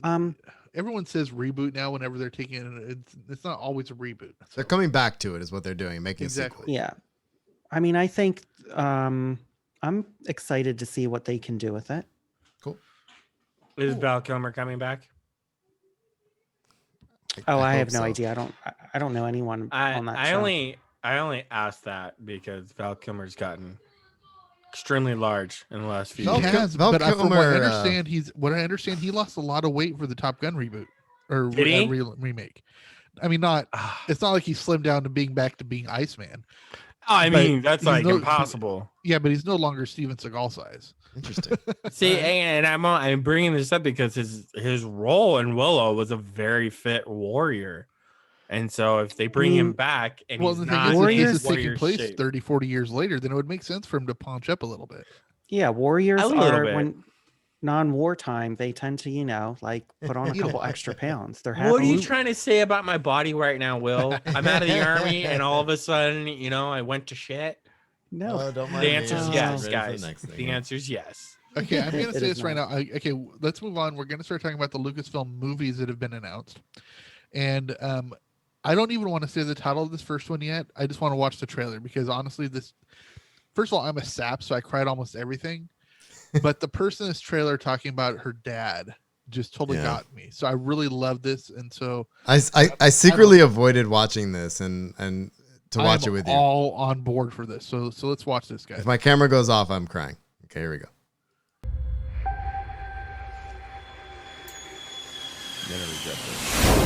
I love to move fast and speed of any kind. I think that that's because I grew up the daughter of a great fighter pilot, and every day I would wake up and go outside and look up, see my father and his squadron taking off and their F-4s roaring across the sky, and it was the most thrilling thing still I've experienced in my entire life. So when he lost his life in service to this country, it ignited a desire in me to turn all of that tragedy and thrill into one day making the greatest fighter pilot movie of all time. But try as I might and look as I did, I couldn't find the right story ever. I kept looking and looking, but I just couldn't find the right one until now. Now I found a movie about two things I love. So I'm gonna see you very soon.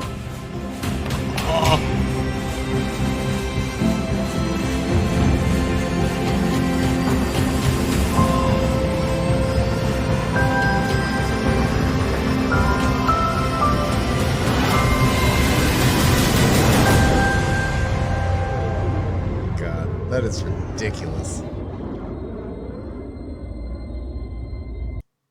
Ridiculous. Okay. So yes, Patty Jenkins has been lured back to Marvel to do, or back to the Disney company to do Rogue Squadron. A lot of people know her name because there'd been, especially with Wonder Woman '84 kind of getting pushed and pushed and pushed, and finally coming out this Christmas. So it'll be out in 10 days. I can't wait for that. Oh, that's gonna be great. But she was lured over to DC to do the female-led Wonder Woman because Marvel wasn't getting to Black Widow fast enough. Because if I remember correctly, Patty Jenkins came out of the screenwriter and director mentorships that they ran through the Marvel company, which like the Russos came out of, and I think Joe Watts came out of. But she wanted to do female-led stuff, and they just weren't getting to Black Widow soon enough, so she decided to go over to DC and do Wonder Woman, which she knocked out of the park. And all things that I'm seeing about Wonder Woman 84 is that it's, again, a home run. So I'm excited they're bringing her back to do something that is fantastic. I mean, the Rogue One is so ingrained, or Rogue Squadron is so ingrained in the psyche of Star Wars history that it's just, I mean, yeah. Come on. Can I throw some controversy out there? Absolutely. Oh, get ready. Yeah. Because I'm going to respond. I know. I'll write this down to an edit point. Go ahead. I'm just kidding. I'm kidding. Go ahead. If Wonder Woman was a male lead, it wouldn't be released. They'd delay it until we could open in theaters. I don't think that's controversial. I think that's a valid point for sure. Because if it was a big Batman or Superman movie, they would win. 100%. Well, and to be fair, they have would. been pushing back Batman production of it and that kind of thing. But that's too. getting released in the movie theater. Right. But I think the reason why you're considering it controversial is because you're comparing it to how Marvel's dealing with Black Widow. Mhm. But the main difference is that Black Widow is so ingrained with what else is getting released in the calendar. But it's I say it's controversial because everyone's so excited about it coming out on Christmas Day. Like I truly am excited, but like I'm at a cross point. It's like I might just go see it in theater just to, make sure they're getting their money's worth out of it. Well, yeah, but they're gonna have in a a state terrible that actually release. has theaters Well, open. Yeah, you live in Utah. That is true. And don't go to the movies in Utah, please. Yeah, because it's horrible. But the thing is though, Patty got guaranteed they're putting in money in a contract of a budget of $240 million for Wonder Woman 3. Yeah, so they are she's gonna be making it no coming matter back. what. Yeah, it's very much Good. like how they're bringing back James Gunn to do Guardians 3. Exactly. Good. Also, too, is Patty was originally supposed to direct Thor: The Dark World. That's right. I forgot it was Thor: The Yep. Dark World that she was Yeah. in line for, but she wanted to do Black Widow. Yes, but they were going to originally do that, but then she started working on another film, and then she always said from the get-go that if there was one film she would love to direct, it was Wonder Woman. This is even before Wonder Woman was even on the thing. Right. So she's someone who really stood up for it. But I think also what people forget is how amazing Patty is at just directing and writing, because she wrote and directed Monster with Charlize Theron. Yeah, my absolutely. gosh. She's uber talented. Yeah, that movie's So ridiculous. I feel like what's great about her is she can tell very human stories with complicated psychology, and she can do action stories like crazy. Rogue Squadron, I bet you, is going to be one of their biggest films. Oh, absolutely. And What if I would she's, love if she's is going if- at it, and the one thing I like about this, and I hadn't seen this trailer, like I said, when Will and I used to do this back in the day, I used to wait to watch certain trailers with him on the show live just to have that conversation, right? I did that on purpose with this one because I had already heard what it was about and stuff, and I wanted to save a couple. I knew he was going to do this. This is the fact that she's talking about making the greatest fighter pilot movie ever or whatever. That is going to be so edge of your seat, exciting shit. Sorry for my language. That I cannot wait, and especially if it's in the form of X-wings. Are you kidding me? Exactly. I can't even tell you how excited. And I consumed a lot of the Legends stuff too, and there's a lot of X-wing books and stuff like that out there that were really, really good. If she can capture a semblance of that, I'm amped. Okay, there's one way I think that I mean, I haven't seen the prospectus or what the game plan is for this, but I think there's one way that they could go wrong with it, and two ways they could go right. If they try to focus on the Rogue Squadron that's headed by that has Luke as the rogue leader, it's gonna fail. I mean, it's not gonna fail, but it's gonna be like Solo. You know what I mean? It's gonna be, there's no way it could possibly live up to expectations when it's centered around such a main character. You know what I mean? If they focus on either, this is the way to introduce Jaina Solo, who's a female Rogue Squadron pilot later on in years in the extended universe, and they bring that into the canon, I think that would be fantastic. But it could be kind of hard to introduce another adult aged Solo kid at this point without having mentioned her in the sequels. So what I would love to see is that this is actually the Rogue Squadron based around Wedge, concurrent with A New Hope. And it ends very similar how Rogue One ended with the beginning of A New Hope, and how this would be Rogue Squadron ending up with the battle over Yavin and Luke being introduced at the end of the film. Very much how like Leia was introduced at the end of Rogue One. I'm just gonna say it. Give me some more Poe. Yeah, Poe would be good, but actually, I don't think Poe was a part of Rogue Squadron. Was he part of Black Squadron? Yeah, he's Black Squadron. Yeah, he was later, but I mean, I'll say, go ahead, Mo. Will. It's a generational story. Okay. Ugh. I don't know what that means, but I'm taking it. You have no choice. Does that mean Nick. we're going to see both Wedge? I would love to see and Wedge. Jaina. Honestly, Will, no, you're right. I would love to see Wedge. Jaina. I think Wedge, as someone who was present in the original films with a very known role in all the extended universe plus stuff. He was in Rogue One. Yeah, but I'm just saying, like, the amount of times Wedge accompanied Leia or Jada or Jaina or whatever in the books, it was amazing. And Wedge was always around. You know what I mean? Yeah, So, and he was the center of the X-Wing series. So, Yeah. all right. move on. All right, so that's Rogue Squadron. We also have no news about it, but we know that there's going to be a Star Wars film that's going to be written and directed by Taika Waititi. Yes. I love that. So fool. that's fantastic. Taika Waititi of the third Thor movie, and I'm drawing a blank on the character he plays. Oh, the rock guy. Yeah, I'm drawing a blank on his name though. Korg. Me too. Yeah, that's Korg. it. Mm. Yeah. So that's great. And then they're also going to be doing a new movie based on the book series called Children of Blood and Bone, which I know nothing about. Which the three of us have read, and the book is freaking phenomenal. Are you I haven't read kidding me? I haven't read the sequel yet, but Right. Okay, so it is going to be Lucasfilm doing it. So That's we amazing. know Yeah. it's going to be Good. Industrial Light and Magic. It's going to be Skywalker Sound. It's going to be ILM. and they'll it's gonna need be- it for that book. Yeah. It needs to be done by them. Yeah.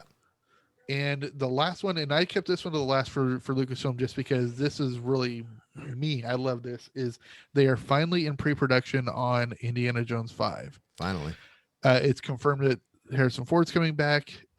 James Mangold is directing, which if there's anybody that can nail it, it's going to be him. Logan was fantastic. Oh, love that movie. And the script is finally locked down. So they're actually in pre-production. So I'm guessing they're waiting for lockdowns to ease up and they'll actually go into some shooting. They have to because Harrison Ford's hitting 80. So come on. Yeah, he's 1,000. He at looks this point. flawless still. Oh no, he's in great shape. Also, just Don't get me wrong. Can he stop flying planes and stuff though? Like, Oh, right. like That's he what shouldn't his even be son driving said. a car at this point. That's what his son said. His like, Dad, stop, Just stop flying, please. Stop! Just No more don't do flying it." planes because you will die. Okay, Yeah. so a really quick Applebee's story. Marshall and I met at Applebee's, working at Applebee's in San Luis Obispo. True. And there was a hostess that worked for us named Shannon. And she also worked, Oh, I don't know if you Shannon. remember Marshall, but she worked for the McClintocks in Shell Beach. Yep, I remember. Okay, Rich, really quick, McClintock died No way. last week. Yeah, Oh. the founder of McClintocks died. That's too bad. So anyways, she was working at the McClintocks in Shell Beach. This is 2001. And Harrison Ford and Calista Flockhart came in and sat in her section because they were buying a house in Pismo Beach. It's crazy. And of course, he came in and he had his shirt unbuttoned to his navel and he had his earring in and everything. It's total Harrison Ford non-movie cool. It was Because hilarious. he's Harrison Ford, dude. He can do that. Exactly, right? All right, so those are the movies coming out through Lucasfilm. We are now going to skip Walt Disney Studios. We'll come back to them in a minute, but we're going to deal with Marvel. Do you guys want to hit the movies first? There's only 2 before we get to all the Disney Plus series because there's a ton. Which Yeah. would you guys prefer? Yeah, let's do that. Movies. Movies, Okay. then what you call it, and then we'll They give only these guys the announced- choice to stay or go. Yeah, they because only you have a announced lot more 2 left, my friend. Yeah, sorry. They only announced 2 new movies, but we now have the title for the 3rd Ant-Man film. And this is going to be called Ant-Man and the Wasp: Quantumania. So this is the first time I'm seeing that title. What I think that's interesting about that is it kind of reminds me of like what is it? Multiverse of Madness. Like it just feels like it's like just going to be chaotic, popping in and out of. Well, you know, time Marvel, they're and all going to littleness. tie it in together because we already know the Multiverse of Madness is not only going to connect to WandaVision, Right. but it's now been announced that it's going to connect to the 3rd Spider-Man film. And with all the crap that we've gotten announced that Spider-Man is actually bringing back Toby Andrew Garfield. Andrew Garfield Is and that Toby. confirmed or rumored? That's confirmed. Last I heard, and also it's confirmed that Jamie Foxx and Yeah, I knew about Jamie Foxx. yeah, Jamie Foxx is coming back. It was announced last week that Alfred Molina is coming back as Doc Ock. Right. That's pretty cool. I think it would be kind of a coup to, I mean, I'm not a fan of his, but it would be kind of a coup to bring back James Franco as the Green Goblin. Yeah. So that We'll would be kind of cool. If nothing else is in a cameo, but we know that it's going to connect it up with the Multiverse of Madness. So Sorry, we're gonna have Miles then too. I hope so. I think this is what the way they're going to be bringing it in is because they're going to bring in Miles, and that way they're going to be able to release Holland over to Sony, and now they're going to be able to focus on Miles on the Marvel side, and then they're going to be able to bring in Holland occasionally for cameos. I'm guessing is the deal they're going to work out with Sony. That's just me. I have no inside information. That's just if I was a businessman trying to work that deal, that's what I would try to plan. Will with 1 L. Yeah. Do you have any information on this one? You can tell when he does. Okay, well, really quick, before he says anything, he's already committed that he actually knows Donald Glover, and Donald Glover has a history with Miles Morales because he played the uncle in the Spider-Man films of Miles Morales. Plus, he produced and starred in a Spider-Man animated show for a couple of years. What I love about this is that I'm gonna release a version of this Twitch stream onto our and put it on the website so that it stays because it eventually will go from Twitch.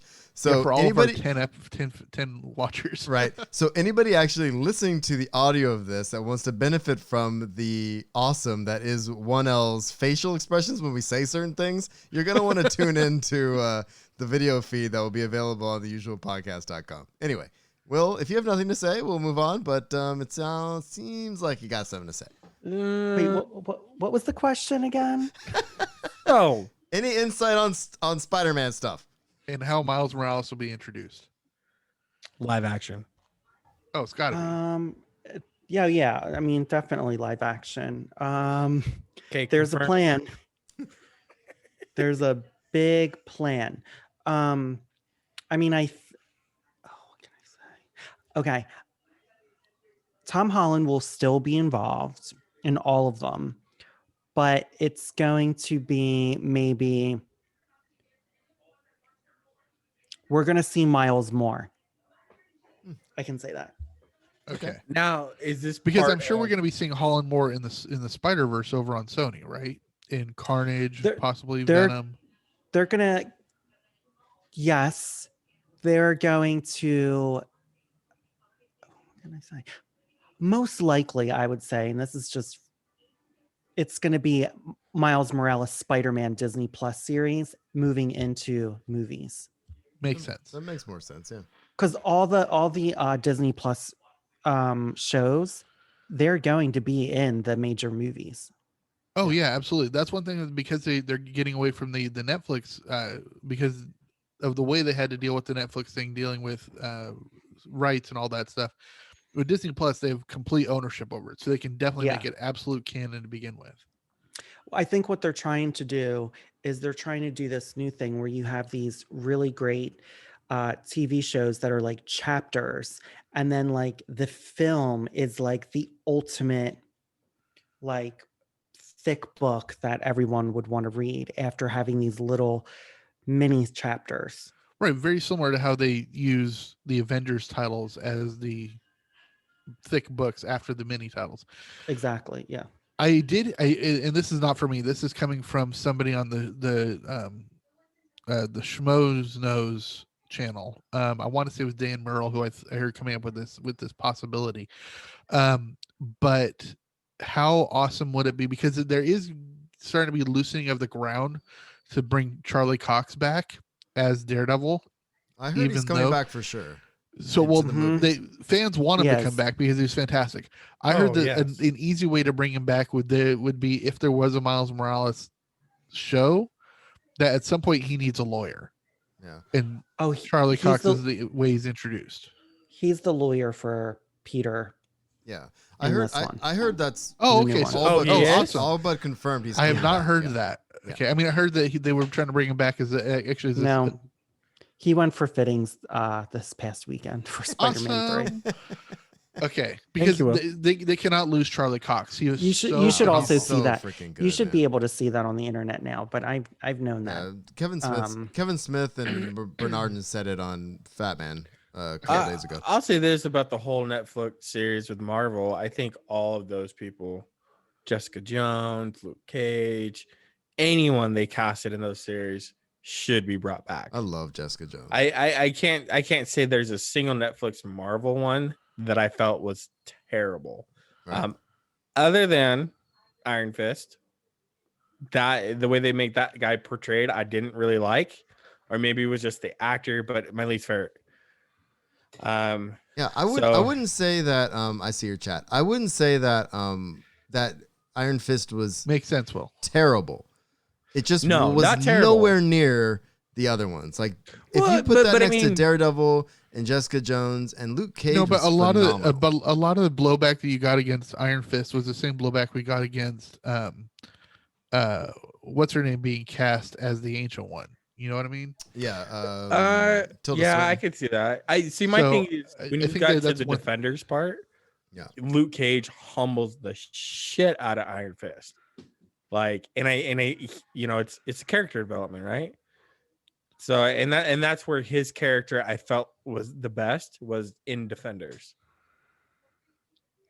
Eventually they're going to have to bring in the Punisher as well. He's just too big of a character not to bring into the Marvel Cinematic Universe, and they're going to have to bring John Bernthal in because he's solidified himself in that role. There in no way that Thomas Jane did. Yeah, I keep forgetting. There's a couple of those series I left and haven't gone back to, and I'm almost done with Jessica Jones. I think I have half a season of Luke Cage. I want to finish the Defenders. I love those shows. I think they did a really good job with those. So, anyway, so what do we got next? So the last movie that we have that Marvel's announced is they finally announced, all they did was show a title card, but they're finally introducing Marvel's first family. And the Fantastic Four is coming in, and it's Joe Watts that's going to be directing it. It's about time. I'm mixed. Look, here's my thing with this. Everybody is so upset about every iteration of the Fantastic Four on the big screen right now. So, like, I feel like if they do this right, we're going to see a lot more of it. And the Fantastic Four are fine. And it just has to be done right. But Mr. Fantastic, he's a stretchy guy. I don't think that's he's a genius. That's the thing that they didn't play to, that he's a genius. Yeah. Exactly. And so is Sue, and so is actually Ben. They were all really super smart. They all had PhDs, multiple PhDs. Yeah. I hope this iteration they play into that like they did with Banner. Because Banner was perfectly balanced. Now, I love him in Schwartz. Bring back Michael B. Jordan, damn it. Okay, I can't wait until if they've got to bring Captain America in a cameo to interact with the Human Torch and have just some sort of look on Chris Evans' face, a recognition. Chris Evans. Yeah, they've got to do that. Chris Evans. But and actually we've got some Chris Evans who's coming up in the Pixar area. But the one thing they really have to worry about, and this is how they're going to introduce the X-Men as well, is the timing in the canon storyline. Because one way they could like bring in the Fantastic Four is somehow the gamma radiation, whatever that came off of the explosion that caused Captain Marvel somehow interacted with them, or it was the gamma radiation from the snap or something that triggered them. But wherever they get triggered in the timeline, why weren't they there for the Infinity War is going to be the question. So it's either got to be post Infinity War, or it's got to be somewhere out in the universe where they weren't really involved. You know what I mean? Fair enough. So that's the tricky part where you're going to get to that storyline. All right, let's do a quick rundown of the Disney Plus series. And the first one here we're going to get to deal with is how they're going to deal with the stretchiness of Mr. Fantastic, because we have Ms. Marvel that they finally cast, and we actually have a sizzle reel here. I don't know, it's like 2.5 minutes long. We can skip it. It's basically just promoting the fact that they have a Pakistani American actress playing a Pakistani American character. They have a lot of Pakistani American directors doing the film or the directing, which is fantastic. But one of her major skills is to be able to stretch like Mr. Fantastic in parts. So I think how they treat it on Miss Marvel is going to be, see how it works out, and it's obviously going to influence how they're going to do with Mr. Fantastic. We also have Secret Invasion, which is going to dovetail into what happened at the end of Captain Marvel. Yeah. Because it's going to be dealing with the aliens and Samuel L. Jackson and Maria Hill. Can I just tell you? Samuel L. Jackson is confirmed to be in Secret Invasion. I have words about this. Yes. And the only reason that I want to say this is just because we need Samuel Jackson in all the things. So if he's going to be in a thing, I want him to have his own thing. And I know I said thing a lot, but yeah, well, this is going to be his excited. vehicle. So, I mean, he's going to be the main star of this from what I can tell. Good. They're finally going to be doing a series based on Ironheart, which is an Iron Man spinoff. That's gonna it's be Dominique Thorne, who is a teenage African-American genius. It's a great comic. I'm really excited about this one, because it just means more representation. Is it Haley Bailey? Is it Haley Bailey that's playing her? No, they haven't announced she's playing Riri. They have. Okay, cool. Okay. I wasn't sure about that one. No, it is. It's Dominique Thorne. Did they announce Dominique? They announced it on the during Disney thing. Yeah. Let me bring her Okay. up and see what she was in. You already knew that though, right? Yeah, I she did, was but in- NDAs, everyone. Yeah, she Will was has in it in If the Beale show in the Street show Could- notes. So Yeah, she was in If Beale Street Could Talk, and she's also in the upcoming Judas and the Black Messiah that we talked about Fred Hampton. Okay, cool. Yeah, so it was officially announced in the call. Cool. All right, so we also have an announcement that they're actually doing a telling of Armor Wars, and so this is going to be very War Machine heavy. So Don Cheadle is going to be for this. I love me some Cheadle, dude. Cheadle's so Right? funny. I love him. Yeah, I honestly I like Terrence Howard, but I think Don Cheadle embodies the character better. Oh, Cheadle's great. Even though he is like half his size. That's neither here nor there. Yeah. Once you get him in the gear, it doesn't matter. Yeah, he's this is a suit for. That's what the suit's All for. right. This is a clip I do want to play, so you might want to queue up this next one.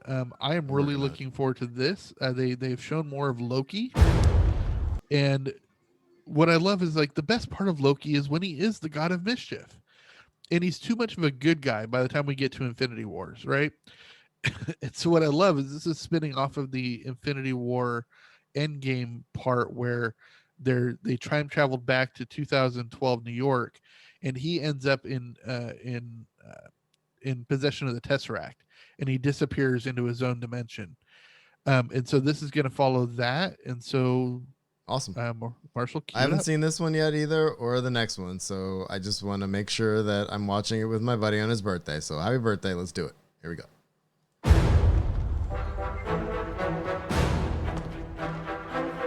Hand over the case, John. Get your hands off.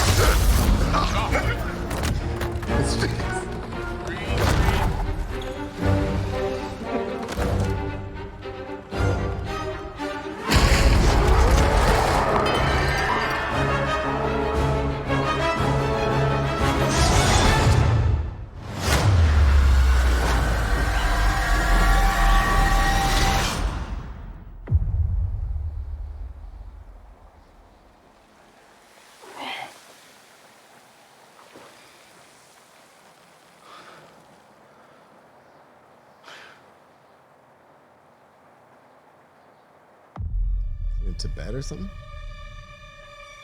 Looks like Mongolia.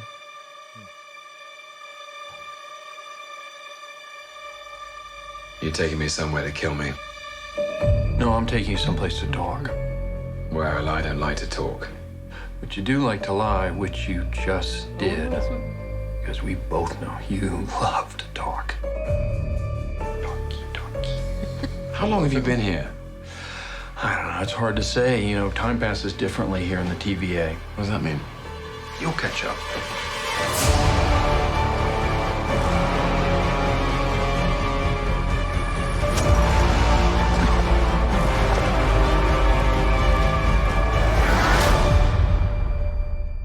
Glorious.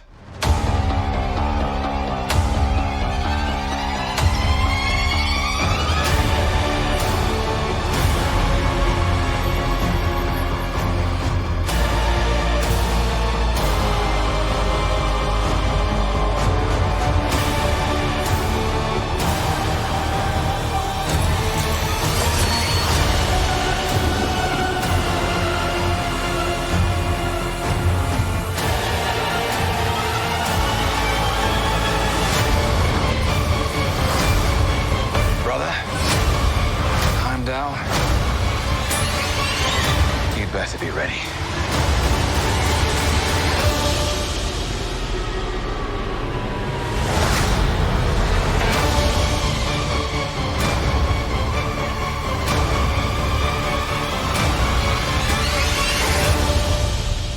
Come on.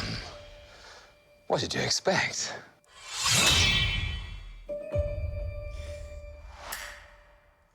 He looked crazy, all suited up, like in a human suit, like a man. Okay, really quick about that for two things. We know that we're going to be seeing Idris Elba because he actually does call Heimdall, and we do see the Rainbow Bridge come down and grab him. Right. But what a lot of people aren't, I mean, you can see it on the internet, but what a lot of people, I mean, as soon as I saw this trailer, somebody being somebody older and knowing the history of DB Cooper, that's DB Cooper he's living out there. Exactly. DB Cooper was the guy who hijacked a plane in the Pacific Northwest, made it land, got, I want to say it was like $800,000 from the airline. And then when they got back up in the air, he parachuted out and he was lost forever. Nobody ever found him again. They found some of his bills lost in a forest in Northern Oregon, Southern Washington, in I want to say 2012 or something. They found some of the serial numbers. Yeah, it's a really cool story, the DB Cooper. It is. They mess with it in. They play with it in, was it Without a Paddle? Is that movie? Yes, I was Yeah. bringing it up. Yeah. Without a Paddle is all about trying to find DB's money. Yeah, exactly. And so you could tell there. I mean, you could tell from the flight attendant's outfit that's late 70s, and so they're really reenacting the whole DB Cooper. Whether he is actually DB Cooper, maybe Loki is DB Cooper. That would be kind of a cool thing to tie in there. It'd be awesome. And then of course you could tell he's running for some sort of office because he's got a campaign button on at the very end. But I'm excited because this is going to be something else we're going to be seeing Idris Elba in, at least in a cameo. And Hiddleston is amazing. I'm excited for that series. That's Dude, gonna be at fun. the very beginning of it, you just saw how expressive he is with just his eyebrows and his eyes. Well, and then of course Owen Wilson. Tom tried out for Thor originally. Did he really? Yeah, there's a whole like video. What is he? Of his audition. What is he? Half Hemsworth's size? I mean, it's crazy. It's like he was Courtney pretty Cox. jacked too. It's like Courtney Cox originally auditioned for, or no, I think it was Phoebe Lisa Kudrow originally auditioned for the Monica Geller role or something like that. Something like that. All right, so that was Loki. The next one up is we have a new trailer for WandaVision, and this is very interesting because it's now been officially tied into going to be tied into the Doctor Strange and the Multiverse of Madness. But also, I'm kind of curious if this is how they're going to introduce the concept of the mutant. All right, so this one's shorter. We're gonna watch this one. This might be one of the last ones we watch. Huh? I haven't looked at the list, but we'll see. There's a couple we could watch. Falcon. There's a couple we could watch. It's up to you. So what's a single gal like you doing rattling around this big house? Well, I assure you, I'm married to a man, a human one. One. What's it and I ran. Why One of the best looking actors in the world. unusual couple. Oh, I don't think that was ever in question. We just don't know what to expect.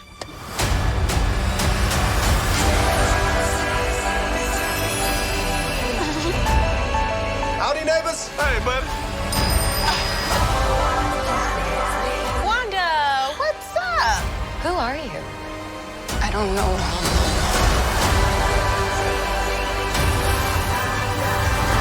I think something's wrong here. Wanda, can you read me? Who's doing this to you? Are you here to help us? This is our home. Then let's fight for it.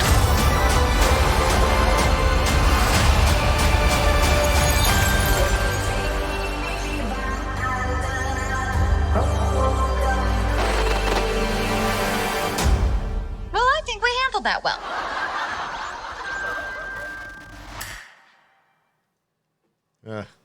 I love it. One thing I love about, and these were one of the things that just get ignored in everyday filmmaking, and the concept of like using a trailer, or whatever, is the subtle things that trailer makers use. Like for instance, using the idea of using the Monkees, who was a band who didn't play their own instruments, to mimic a world that is not to be believed because it's an image that she creates for herself. You know what I mean? They could easily use the Dave Clark 5 song there or a Beatles song there, but they use the Monkees because they purposely did not play their own instruments. You know what I mean? You just know that's why they chose that song. So it's great.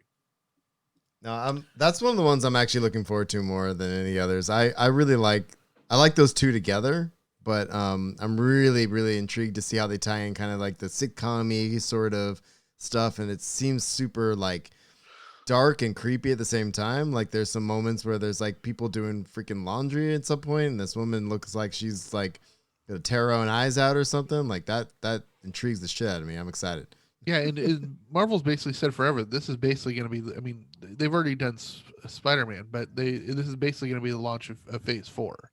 It's awesome. Is WandaVision. So, all right, so we can play the trailer for Falcon and the Winter Soldier. I don't think it's as important, but it's just, it's great. It's basically Falcon coming to terms with having the shield and how he interacts with Bucky Barnes. So that'll be great. I'm really excited about the animated What If series for a couple of reasons. One, we're finally going, and actually you might as well bring this one up because I do want to watch this. I'm bringing it up. Is because basically the What If series is based on a series of comics that has run for years on playing with the concept of just what if this were the case. And that's the idea for each episode or each issue of the comic is like, what if, for example, I think the first episode is what if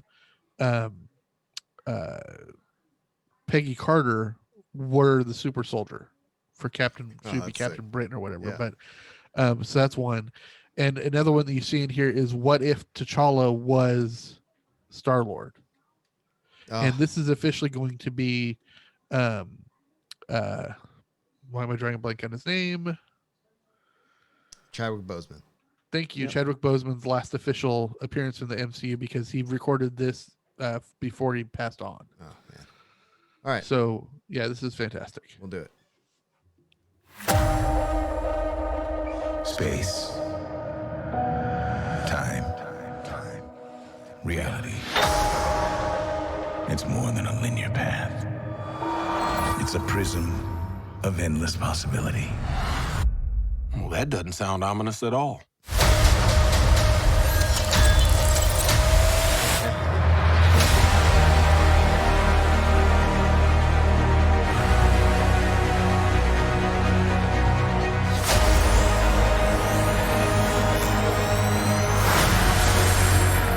Promised an army.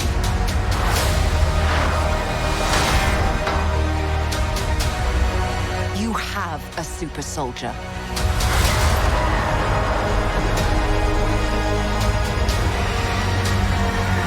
Cool. You sure don't seem too freaked out about all this, kid.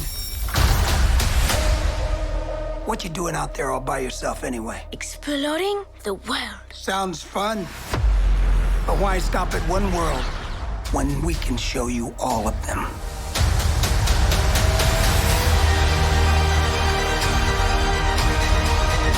I am the Watcher.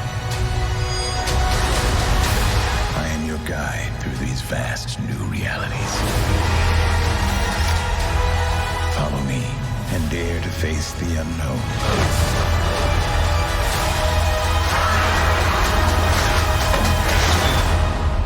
And ponder the question,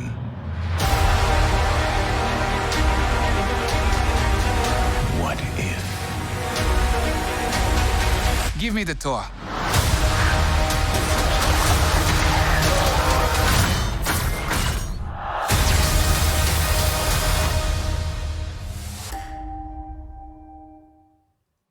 Dude, what a time to be alive, huh?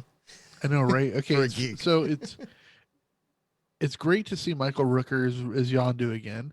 Yeah. But also I think they perfectly cast Jeffrey Wright to do the voice of the Watcher. Of course he plays Bernard in Westworld. Yes, I knew I recognized that voice. Yes, he's awesome. All right, so the next one we have is Hawkeye, and we already knew that Hawkeye was going to be based on Jeremy Renner's Hawkeye mentoring the Kate Bishop Hawkeye, but it also was finally announced that Haley Steinfeld is playing the Kate Bishop Hawkeye. Yeah, that's cool. And we got our first image of her in the announcement, but again, it's just a little announcement that we don't need to play, so that's fine. She-Hulk, which has already been announced, finally has Tatiana Maslany cast as She-Hulk. So why was there? So was that whole back and forth for a bit about how like they announced it and then she was like, "Well, I haven't heard anything about it," and then they came back and announced that she was actually doing it. So Will's doing the pucker face. What you got? I don't think what people realize is that when someone on set leaks something that hasn't been announced from the company, it interferes with the person who's going to star in their contract. So that's what happened. Yeah, it's called deny, and then it worked in her favor. Yeah, sure did. It totally worked in her favor, but you can't release stuff when you're from the set and have that come out until it's announced, because it can make everything. That's why it was postponed for so long to start production. And she's so freaking brilliant, man. Like I remember Orphan Black stuff. You remember the panel from a couple years ago, Will? I was sitting right next to Darren DePaul. Yeah, the three of us were sitting there watching her, sitting up with the cast and just chatting, and like just her range on that show and just convincing us that she's different people. Talking to herself. She was also in the remake of Perry Mason this year. Oh yeah. Mm-hmm. So there's that. Also, that came along with this announcement that was Mark Ruffalo was going to be in part of it, which of course you can't have the introduction of makes sense of She-Hulk, the cousin, without the original Hulk. But they also announced that Tim Roth is coming back as the Abomination as one of the antagonists. Oh, nice. So this is fantastic. And what I love is this is the first actual, outside of what am I drawing a blank on his character? William Hurt's character as the Secretary of Defense. This is really the first time besides him that they're acknowledging the Ed Norton. Oh, Hulk. right. That whole yeah. Yeah, I would love if they brought back Liv Tyler. That would be cool. That would be very cool. All right, so also we have Moon Knight, which has been finally announced, which is basically the Marvel equivalent of Batman, except for with a little bit more supernatural etherealness. They're doing a Guardians of the Galaxy holiday special for next year. Okay, is there any part of that doesn't sound amazing to anybody here? No, and I'm sure that's going to be the first thing. It's going to be hilarious. Oh, I went looking for it when it comes out this year. I was like, where is it? Netflix? Like, where do I find it? I love the Guardians of the Galaxy. It's one of my favorite Marvel deals in this whole deal. I mean, besides Black Panther and stuff like that, but I love the Guardians. I just love the humor that runs through it, and like them doing a holiday special is going to be freaking brilliant. I love it. Yeah. And there's also going to be a animated shorts series called I Am Groot. I'm sure Vin Diesel will make $1 zillion for saying I am Groot a couple times, and it'll be good. And not that he doesn't already have enough money from the Fast and Furious series. Right? Vin Diesel. He don't even have to star in them anymore. I know exactly which. Even the even during hiatus, they released two seasons of the cartoon. That guy. All right, so that is it for Marvel. We're gonna back up to Pixar. All right. Well, let's hold on one sec. Yeah, Let's check in with our guests. How are we doing? Oh, I'm fine. Yeah, I mean, I'm good too. I'm just I'm actually writing part of my book right now as we talk, and like listening to these, I'm just like, I have so much to be thankful for in my life right now. I know, right? So where are we going next, Will? What'd you say, Let's Pixar? go backwards up the list. So we'll start with Pixar. Okay. And they announced 2 new Pixar movies. The first one is going to be released March 11th of 2022, and it's called Turning Red. And it's really interesting. It's going to be based around a 13-year-old girl named Maya. And when she's basically going through all the trials and tribulations of puberty and being a girl and going through everything a 13-year-old girl does. But it turns out when she gets seriously embarrassed, she turns into a red panda. So I saw a little announcement for it, and it looks cute. I'll have to say it looks cute. Cool. And then another thing is they are releasing a movie called Lightyear, and this is a Buzz Lightyear origin story. And it's not an origin of the toy, it's an origin of the human space commando that the toy was based off of. And that made me really excited when I heard about that, because I want to know about the man behind the toy, right? Exactly. So, and it turns out that the Buzz Lightyear human is going to be voiced by Chris Evans. I think that's perfect. Yeah, that is awesome. Yeah, so that will be really interesting. Then there's going to be a whole bunch of Disney Plus series based around Pixar. Some of them are like Pixar cartoons, and some are about the Pixar company. So very similar to like how they had the Imagineering story. There's a series coming out called Inside Pixar. Which also there's another there's a movie called The Pixar Story, which was directed by Leslie E. Works, who is the granddaughter of E. Works, who went on to do the Imagineering story documentary. So she's fantastic. And that's already on Disney Plus, and you can check that out. There's another series called Pixar Popcorn. There's a show called Win or Lose. It's going to be coming out February of 2023. And then sometime in the fall of next year, 2021, we're going to be seeing a spinoff of Up called The Doug Days, based around the dog. How can, I mean, this Why haven't they done this the movie, sooner? It's insane how they're going to pull that off. But anyway, what do you say, Nick? I'm sorry. And then why haven't they done this sooner? Right? Yeah. And then not only that, but there's going to be a series based around Lightning McQueen in the Cars universe in fall of 2022. Bah. I'm over Cars. All right, so now we are into Walt Disney Animation Studios. So this is the Disney arm of the Walt Disney official cartoons films. The next one to come out is going to be March of 2021. And sorry, one thing I didn't say about Pixar is that we have Soul coming out in 10 days. It's also coming out Christmas Day. Right. And so that's coming out in 10 days. So that's the next Pixar film to get released. March of 2021, we're going to be getting Ray and the Last Dragon. There's a teaser here if you want to play it, Marshall, but not necessary. The thing is, it's going to go with the Mulan model. So it's going to be in theaters and Disney Plus, and it's going to be premiere access on Disney Plus for $29.99. Okay, I was going to say it looks like Moana. Like, I feel like they took Moana and redressed her. And so they're doing the Okay. same thing with the $30 Like- thing too, I see. Sorry. I don't Nick. agree with that, Nick. Okay. I tried to gloss over That's it. agree with very, that. very, very well. I've not studied the image. I saw it. I was like, Moana, no, Ray the Dragon. I mean, maybe not every person. I mean, do you think Snow White and Sleeping Beauty look alike? Okay, before we get into all that, how about Snow White and Sleeping Beauty had different hair colors? I have a better idea. Let's watch the Cinderella trailer. and Sleeping Beauty. Let's watch the trailer and have a discussion after. How about that?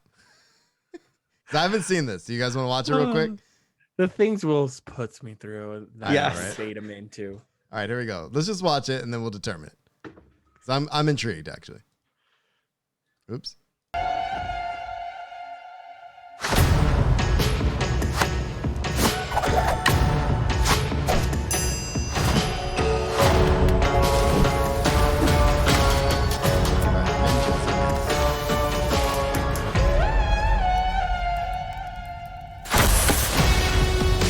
Clever.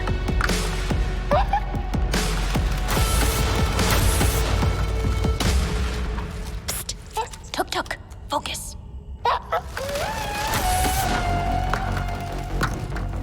Give me some shell. I gotcha.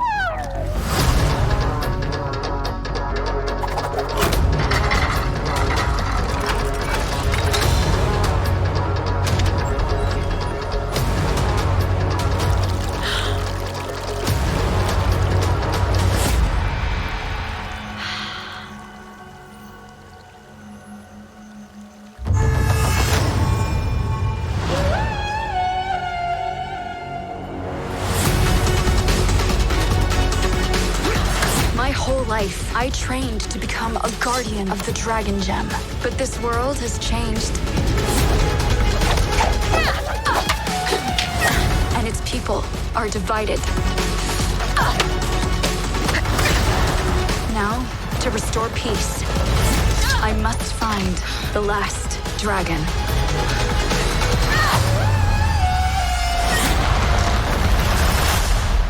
My name is Raya.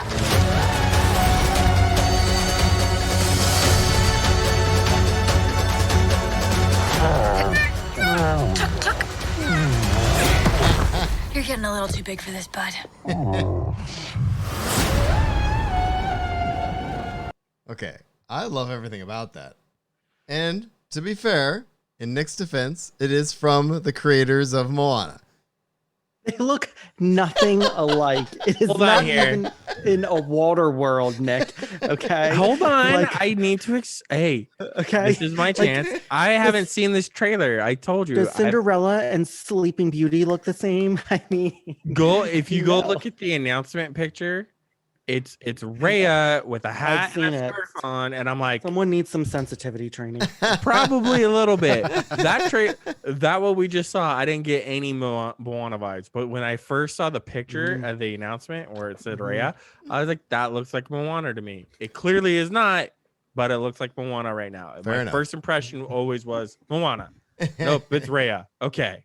I got excited for Moana too. Don't get me started here. Okay, I will say I loved the music in the background. That That was cool. And I like that there's like a stealthy kind of ninja vibe going. Like I think, and I don't know. I think that's super cool. I'm excited about that. So the question is this a Disney princess? Why not? And yes, I'll pay $30 day one. I don't even care. You know, the whole concept of the Disney princess bothers the crap out of me. Yeah, I didn't know if we wanted to get into that. That's why I said why not.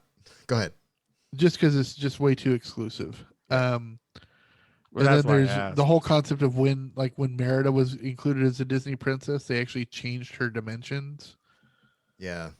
So I really like Merida as one of my favorites. Oh, she's so strong. It's Yeah. great. All right, so then the next film that's going to be coming out is next fall in November. We're going to be seeing a movie called Encanto. And there's a little teaser here, but all it really is the introduction of the title card and a little bit of visual. But the main thing is it takes place in the country of Colombia, and it's music done by Lin-Manuel Miranda. That guy. Ugh. Well, will eventually get his Oscar and win his EGOT. So I'm gonna say, can we just give the man it by now or what? Yeah, well, I mean, if he gets the Oscar, well, there's a chance that he could get an Oscar this year because they changed the rules, and so he could get if For the Hamilton on Disney Plus? nominations. Yeah, so if he gets the nominations, he could win as a producer for best picture. He could win for best song or whatever for Hamilton. Yeah. If he finally gets his Oscar, then he's going to be the first PGOT ever, which EGOT is the main one for his Emmy, Grammy, Oscar, Tony, but he's also won the Pulitzer. So crazy. He'll be the first PGOT if he gets it. Well, I feel like it's only a matter of time with that guy, but here we are. Oh yeah, it's definitely only a matter of time. So that's Encanto.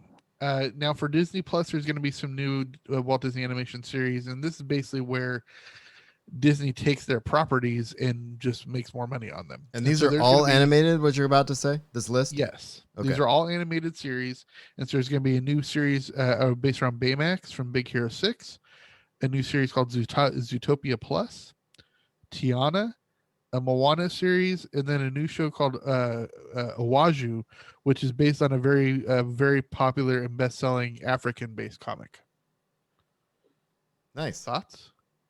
I'm excited for Tiana. I can't me wait to too. see that. Yeah, we were texting about it the other day. Will Princess and the Frog.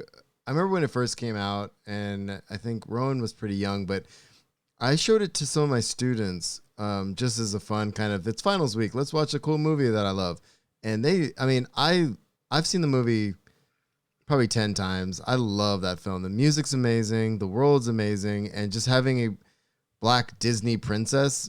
I mean, the New Orleans vibe and just the souls and all the. I mean, I love that film, and I just want them to do more stuff.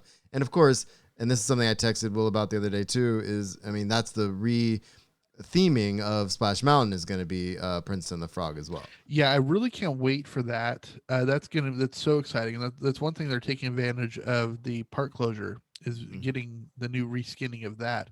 What I'm really curious is by retheming it as Princess and the Frog, does that mean they're going to remove it technically from Critter Country and move it into New Orleans Square? Because it is right next to Haunted Mansion, which is technically New Orleans Square. So I thought about that too, and I love that part of the park so much. It would be really nice if New Orleans Square was a hair bigger. The problem with it is where the entrance to Splash Mountain is. It's way down deep. It's in so Critter far Country. away. They would have to redo an entrance to have and they already do, because they do have the entrance when They it's have busy, it there. Mhm. It does go around the mountain and up to the where the exit of Haunted Mansion is. If they just actually did extend the queue already, and just put that and make that enclosed, and it's like you're walking through a bayou or something as you're getting down the hill. Yeah, that would be fantastic. Yeah, I agree. I think I would like to see that be part of New Orleans Square for sure. I think it'd be, I don't know, it would make me very happy to see that retheming be part of that. My favorite part of the park. I love that part of the park so much. If I don't see a giant crocodile playing a trumpet Oh, and it's being gonna be handed beignets, I don't want it. And actually, you know what? You think they'll do anything with the restaurant there? If they're going to be smart, if they do redo the entrance up to where they do for extended lines, which is up near the exit of Haunted Mansion, right across the way is a fish and chip store that only opens up occasionally. Mm-hmm. They could easily make that a beignet stand. And I was thinking even more. What do you mean do a beignet stand? Just opening up Tiana's place. I was thinking give me more some combo, too. What do give you me think about some. the finally doing something with the restaurant there? What is it? Bell's Terrace is what it is. Right there at the edge of that's not the name of it. The restaurant that looks out at the water, the outside, like if you're in New Orleans Square, right there, the main restaurant. Oh, Riverbell Terrace. Before you get to Haunted Mansion. Oh, you're thinking of the French Market. Yeah. If they did, if they wanted to, that would be the place to turn into Tiana's place. Yeah, I was just thinking that'd be cool. They could kind of expand it out, but anyway. No, absolutely, that makes sense. All right, so that's it for Walt Disney Animation Studios. Let's talk about the Walt Disney Studios motion pictures. These are basically the non-official animated canon movies, right? So this is not like Snow White and Cinderella and Little Mermaid stuff. This is like the other stuff. They have announced that they're finally doing a sequel to Hocus Pocus. They're doing a reboot of 3 Men and a Baby with Zac Efron. I want you to just go through this list fairly quickly and watch the faces of these guys, and then if anybody wants to come back to any of them, make a note of it, because I think this is going to be great. Go. Okay, they're doing a reboot of Cheaper by the Dozen with Gabrielle Union. I love her. So basically, race switching it. Sister Act sequel. It's an actual sequel, and they're bringing back Whoopi Goldberg. They're doing an animated live-action mix of Chip and Dale Rescue Rangers starring John Mulaney and Andy Samberg. That one I have mixed feelings about, but continue. Okay, now this is the one where I told my brother the title and he said no, and then I told him who's doing and he said yes. Pinocchio, live action. Okay. Directed by Robert Zemeckis, starring Tom Hanks as Geppetto. All right, I'm in 100%. Tom Hanks as Geppetto, though? Look, I'm not going to say no, but the last time I saw Pinocchio in live action was in Once Upon a Time. Yeah, I didn't get that far in that series. They actually just released this year streaming. They released the new Roberto Benigni version, which I haven't had a chance to watch yet. But I don't know. It's Pinocchio. Like, what are you gonna do with it? Yeah. I don't know. Tom Hanks is Tom Hanks though. Okay, so then he didn't save that one movie, Atlas or whatever. Oh, Cloud Atlas was amazing. Yeah. Did you watch Cloud it? Atlas was good, dude. Okay. Yeah. Did you watch it? So good. Did you watch it? It was a good movie. I didn't like it. Why? You know what, actually, It's you know because what- Nick doesn't think sometimes. Okay, you know what Tom Hanks Wow. movie I just saw recently Wow. that I hadn't seen ever before? Which one? What? I just saw Extremely Loud and Incredibly Close. I haven't seen that. I've never even heard of it. It was nominated for Big Best surprise. Picture the first year they had the expanded Oscar titles, but it's about Tom Hanks's character dies in 9/11. He's in one of the towers for a job he has an interview or something, and his son hooks up with his grandfather, who's played by Christopher Plummer, and there's this scavenger hunt that Tom Hanks used to have his son do around Central Park, and he's trying to come up with the purpose of this key that he found in his dad's closet after his dad dies, and it's really good. All right. I just have to say it's a really good movie. I believe you. Marshall, I'm just gonna throw it out there that we're live in on record now that Yeah. Will Yeah. with one L has officially said that I don't think. Yeah. Well, I mean, I may have to ask for a raise on our other show. 0 plus 0 is still 0, bro. You get paid? I've been doing this show for almost a decade. Look, you can add any number you want to closer 0. every month. Can I get a pat on the back or something when I see you again? I mean, I say that to everyone though, Nick. That's like, oh, Cloud Atlas was so bad. I was like, do you have a brain? Do you think about it? I mean, Nikki. Okay, let me throw this out there though. I have not Sure. seen it since it first came out on DVD. Is And this? Oh, so you? Since I saw it in then, the theater actually. see, and I So did I. I Look, went on a date. Halle Berry was in it. I was all about it. She's incredibly attractive to me. I'm sorry, guys. I agree. But Got to see Swordfish. since You should see her in person. Oh, I bet. I would like to. Would I just melt into a pile of man goo or what? So we all know, like, I'm like not attracted to girls. Yes, we know that, Will. I Yeah. know, just in case. Shock. I think she is one of the. I know, right? I think she is one of the most stunning people I've ever seen in person, and the camera doesn't do it justice of how beautiful she is in person. Fair. I could see that. She's stunning. I'm gonna give Cloud Atlas a retry since you guys are all love it apparently. Good. It's I only have a like different- what, 3 hours and 15 minutes? Go for it. Mm-hmm. I have a different mindset now where when I look and watch movies than I did 10 years ago. Because you're looking at it as a writer. That's why I Look wanna at it through a rewatch writing lens and see what happens. Every movie's what good when I do lens- that. What lens were you looking at it when you actually saw it? I thought it was going to be an action movie. I'm not going to lie. Oh God, you Neanderthal. Oh, no wonder. Yeah. Neanderthal. No wonder you didn't. You got like Tom it. Hanks in sci-fi and fantasy You're with waiting for Halle something Berry. to blow up and nothing happens. Yeah. There's something though deeper in that whole thing. Yeah. Which is why I should rewatch it now. Yeah, and there's so many interconnects. Have you read the book? No. You know Well, he Have you have you read the book, Marshall? Will? No. I knew it was a book. Does that Look at does that this. work?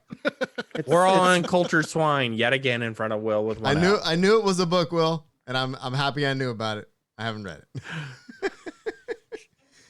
All right, Will, what's next? 2 L's. All right, What do so we the got? next one we have Peter Pan and Wendy, and it's going to star Jude Law as Captain Hook I and love Yara everything about Shahidi as Tinkerbell. Love it. They have finally committed to an Enchanted sequel called Disenchanted, and yes, Amy Adams is coming back as Giselle. Okay, I'm sorry. Enchanted is like one of the best movies ever. I love that movie. I've watched that with my wife and kids. I watched it with my wife before my kids were even born. I'm pretty sure they were young, and I watched with them. We love that movie. It's so good, so cute. It is really good. I do love Idina Menzel in it. I love Idina Menzel and everything. So, yeah. There is going to be a Giannis Antetokounmpo biopic called The Greek Freak. Nice pronunciation. Yeah. Can you tell everyone who he is? He is in the news today because he's a center forward for the Milwaukee Bucks, and he's won in basketball, yes, and he's won the MVP award. But he just signed a supermax contract today, 5 years, $228 million. Well, it's a little bit of money. Yeah, He so shocked nice, everyone by staying in Milwaukee. yeah, nice $45.6 million per year if you can get it. Jesus, so much money. All right, so now we're talking about some titles because Disney has now purchased Fox, so we now have the titles coming from 20th Century. They're doing the next installment of The Diary of a Wimpy Kid. Okay. They're doing a movie called The Ice Age Adventures of Buck Wild, starring Simon Pegg. That's great. They're doing a new film based in the Night at the Museum series, and Ben Stiller is coming back. Oh, good. We like that series at my house. And now we're back to Star Wars stuff.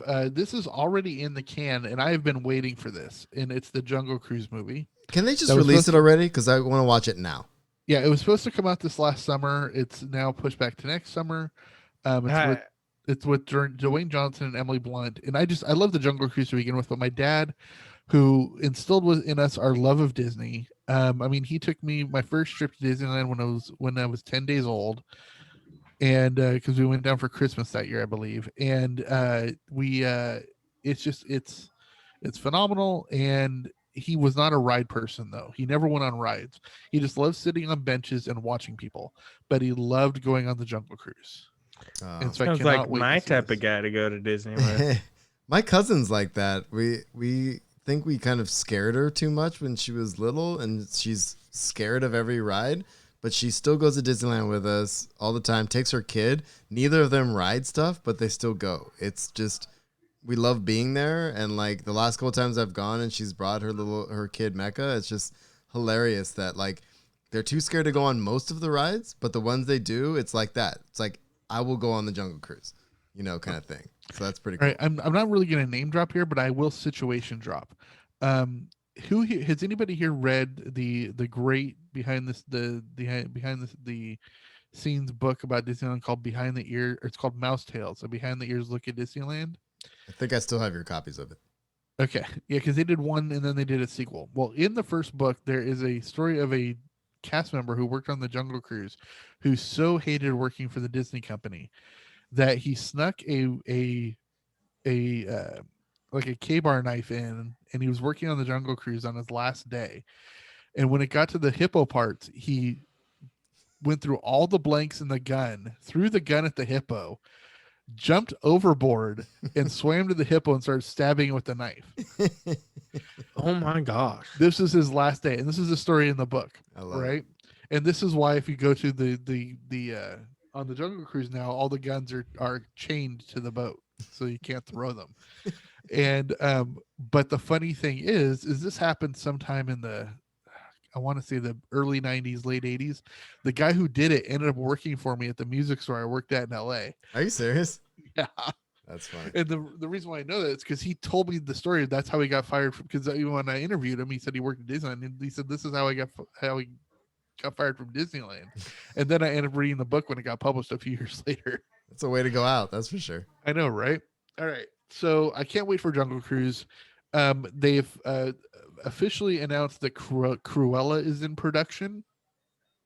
And this is going off on the whole live action reimagining of Disney villains like Maleficent and Maleficent 2. And this is with Emma Stone as a young Cruella de Vil, and her name is actually Estella. And that's why they get the name Cruella, because she ends up being mean. And this is going to be like a kind of a reenactment of Devil Wears Prada, because she is like a designer of some sort, and she gets hired up by a higher up called played by Emma Thompson. Interesting. And she develops her cruel personality in that relationship, is what it says. That's cool.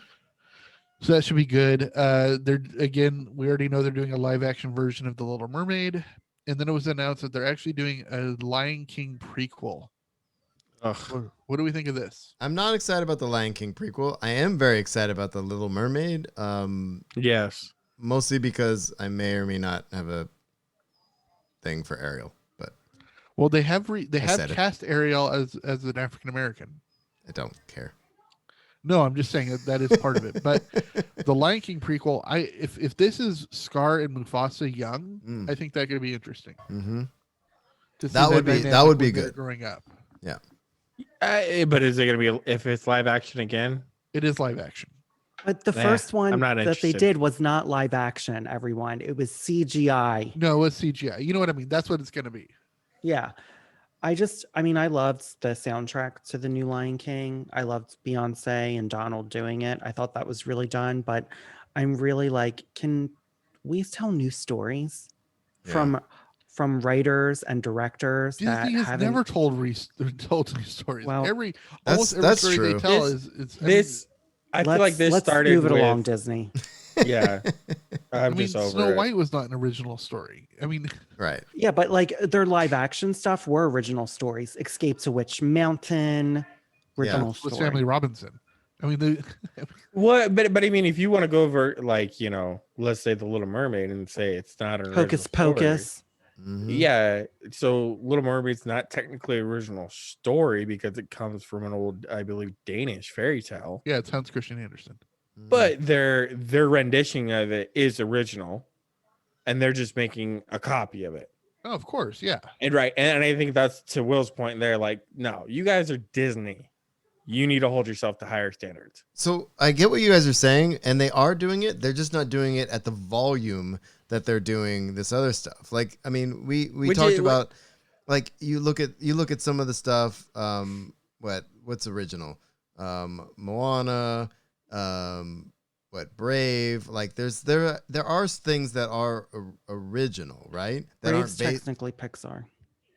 Yeah, but it's still a Disney company. I kind of put them under the umbrella, but I get what you're saying. But I'll say this. Yeah. Frozen, though, even though that's a retelling, was done really well. Yeah, I agree. It's not that I mind retellings. That's not it. It's just that some of the things I feel like that they're doing, like to Marshall's point earlier with Beauty and the Beast, it just felt like shot after shot. Yeah. If you're going to do live action, then let's make it interesting and smart, right? Like I think this is Mulan, where for Mulan example. did so good. I I don't like mind Mulan. retellings, but I think they could do. I just not sold on the Lion King prequel yet. Yeah, what I think liked you're about more Mulan concerned was is you just it don't want was- them beating a property to a dead horse. Yeah. Yeah, that's exactly what it is. I want it to somehow be fresh and new and fun. Yeah. What I think Mulan did right was, and people got upset, Mushu wasn't in it. Okay. But it also wasn't a musical, which I liked. Okay. I also liked it was a little darker. I also liked that it was, it took a different take on the story. It made it less like she had to be, do you see what I'm saying? It wasn't like restricted in the same way the original was. It was a new version of something cool, but also it accomplish something is I guess what I'm trying to say. What I really liked about Mulan in the retelling of it and how it really incorporates into what is happening in today's atmosphere of diversity is that in the cartoon Mulan, she was the first and only, right? The first and only female. In this one, you realize that there was somebody before her that couldn't break through, and she's the one that gets through. Yeah, you know what I mean? I did like and that. So it's like Hillary Clinton couldn't break through, Kamala is. You know what I mean? Stuff like that. Or it's like Rosa Parks. Rosa Parks wasn't the first African American woman who wouldn't get up on her seat. True. It turns out a couple months earlier there was a pregnant, out of wedlock pregnant teenager who did it first, but the NAACP didn't think she would be the good face of the movement. Yep. So they waited till somebody else did it, and they prompted Rosa Parks to do it. So it's not always the first, and that's what I like. Is it's a struggle. It's a multi-person struggle to finally break through, and that's what I liked about the new telling of Mulan. Well, and usually the person who doesn't break through is oft told as to be a villain by the people who subjugated them, and that's what I liked about this. Okay, so Will, I gotta ask you. I know it's your Yes? birthday, and I'm gonna do whatever you want, but you know me, I'm looking at the runtime of what we've currently accomplished, and we're over the 2-hour mark. I am happy to keep going.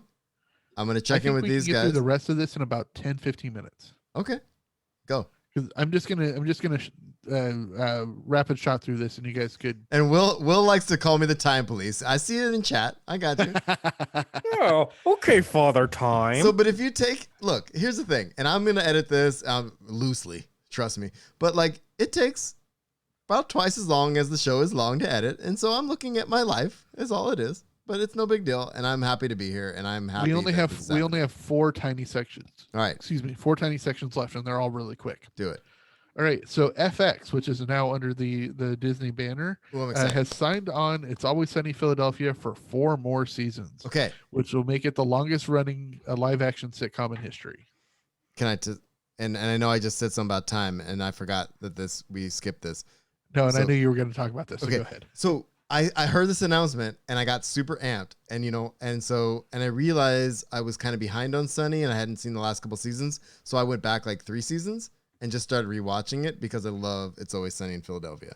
So yeah, I think the most recent season they them. did was season 14. So this is going to take them to what, 18 or something like 18, that? yeah. All right. They also announced that they're going to be doing a live action series based in the Aliens universe, and it's going to be taking place on Earth. So that'll be interesting. They're going to be they made a 2-season commitment to a series called The Stones, based on the Rolling Stones, and they're doing a remake of the Shogun miniseries from the 80s, which was written by James Clavell. So that's it for Fox or for FX. Sorry, Hulu standalone. They have signed on The Handmaid's Tale for a 5th season, and there's going to be a new series called 9 Perfect Strangers starring Nicole Kidman. Ooh. That's it for that. Now, content for Hulu and Star. So as we know, this is going to be stuff released directly to Hulu for the U.S. audience and to Star for international. Is in late 2021, we're going to start getting some Kardashian Jenner's content. Why? I don't know. I think it's Disney just buying up the property because they've been canceled off of E. So did you just boo the Kardashians leaving E? I just booed the Kardashians in general. Oh, thank you. I thought that I was going to boot you off of this show. And nothing against the Kardashians. I'm just tired of seeing them on TV for the last decade and a half and having a lot of my failures in life financially be compared to that. And why can't I offer that? I hate dating. I'm just saying, I don't know. Kardashians make a standard for all other women out there that I feel is unattainable. Yeah. All right. So we also have a new property called Only Murders in the Building coming out this year, 2021. And it's going to star Steve Martin and Martin Short, both who have actually stepped away from the spotlight. So they're both going to be coming back.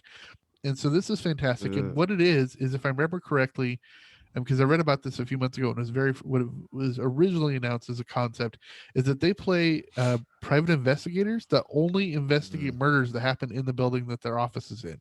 Yeah, it's something like that. I think you're right. And what's interesting about this is Martin Short's only 2nd appearance ever after he retired, right? I mean, I think he did a commercial or something. Yeah, something like that. Or some sort of TV spot or something. And this is also going to have Selena Gomez in it.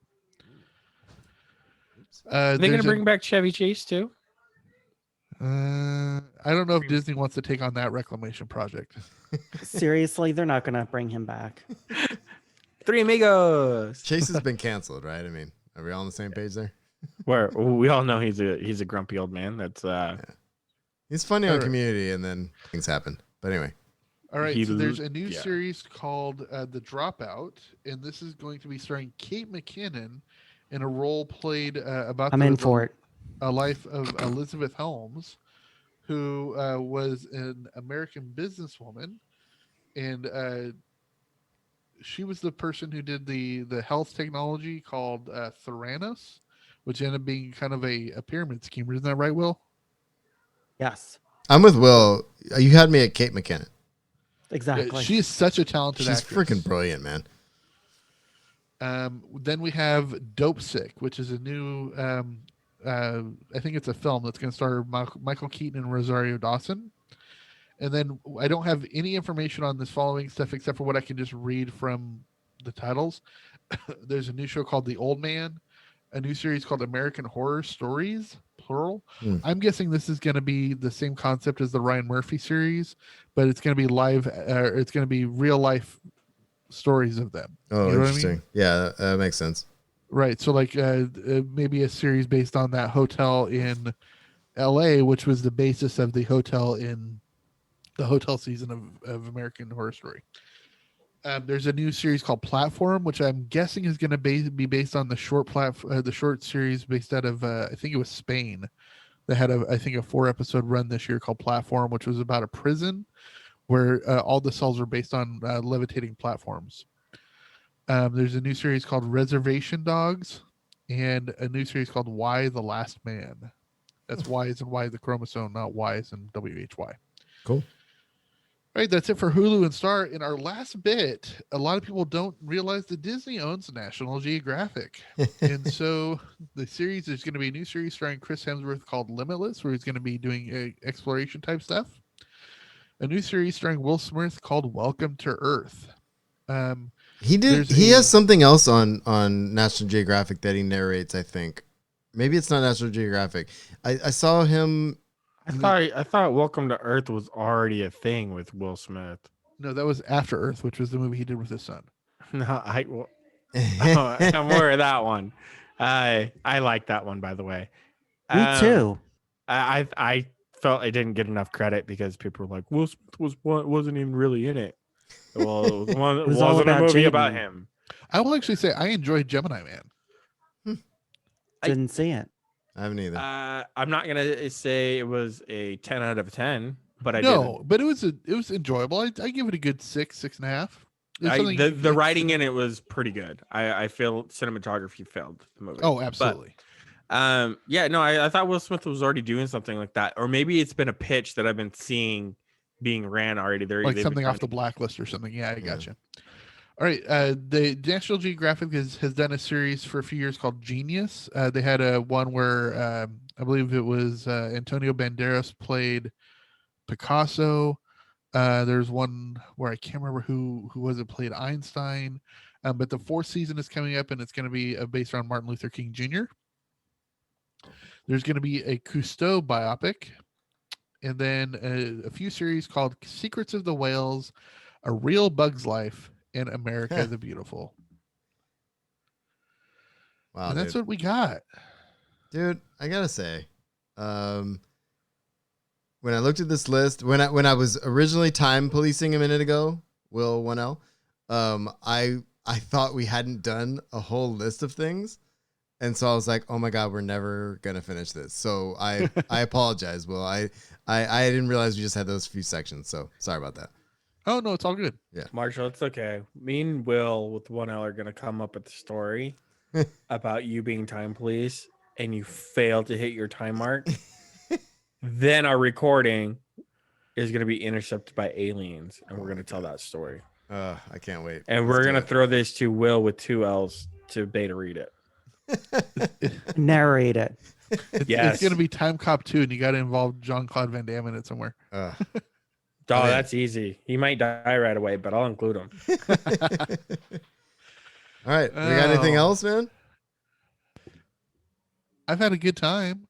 I have too. This is the most social interaction I've had in 9 months. I was going to say, this is the most relaxed I've felt, even though we're streaming live and no one's watching anyway. But I feel like it's the most I know. relaxed I've been recording a podcast in about a year.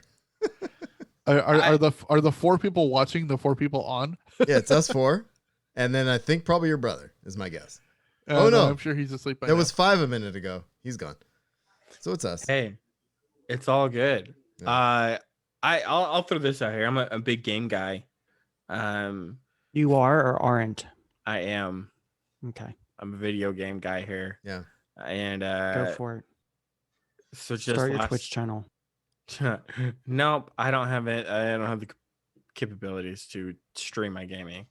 But no, last Thursday was Dragon Age Day, and they dropped a beautiful trailer for Dragon Age 4. Finally, it got announced. Which is rumored to come out in April 2022 at the earliest, and it's not soon enough for me, and I'm crying on the inside. But I feel like the last 3 months of games have really been top notch. I mean, Assassin's Creed Valhalla, Miles Morales, the Spider-Man story is out on Sony, on PlayStation. We just got Cyberpunk 2077, which amid all the issues and glitches that console players are experiencing, it is still in the running, in my opinion, for Game of the Year. I'm playing it on PC, and we do have a gaming section on the show, so we can talk about this for a couple minutes. But I honestly think that Cyberpunk 2077, even though it was never on my radar, some of my students started talking about it a couple weeks ago, and then they mentioned it. Oh, I'm downloading it, and then I talked to you that night, and then I just picked it up. I am so happy to have stumbled upon a game that dense, well imagined, world immersive, and inclusive on top of all of it. It's a phenomenal game. Phenomenal. Yeah, CD Projekt Red, I know you guys aren't listening, but if somehow this catches wind, like, thank you so much for spending the last 7 years creating this game and giving us something wonderful. I'm here for the ride. I'm not going to ask for a refund on it, even though I know you guys are giving refunds. Are they really? But yeah, dude, they straight up, they put out a bad game. At the end of the day, they put out a bad game with a lot of problems, and they knew it. But every game right now, regardless of when you release, especially if it's an MMO or something, has glitches and issues.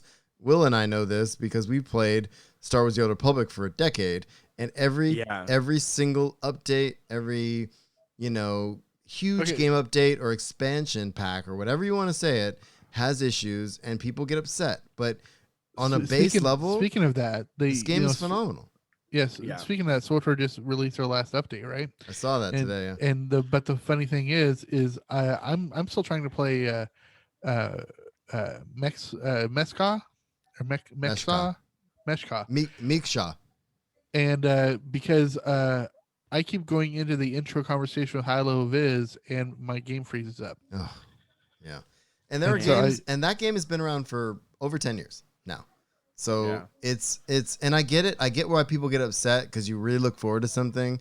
And I was there when SWTOR launched. And this is a nice way to kind of end this too, because part of our show originally was talking about SWTOR stuff.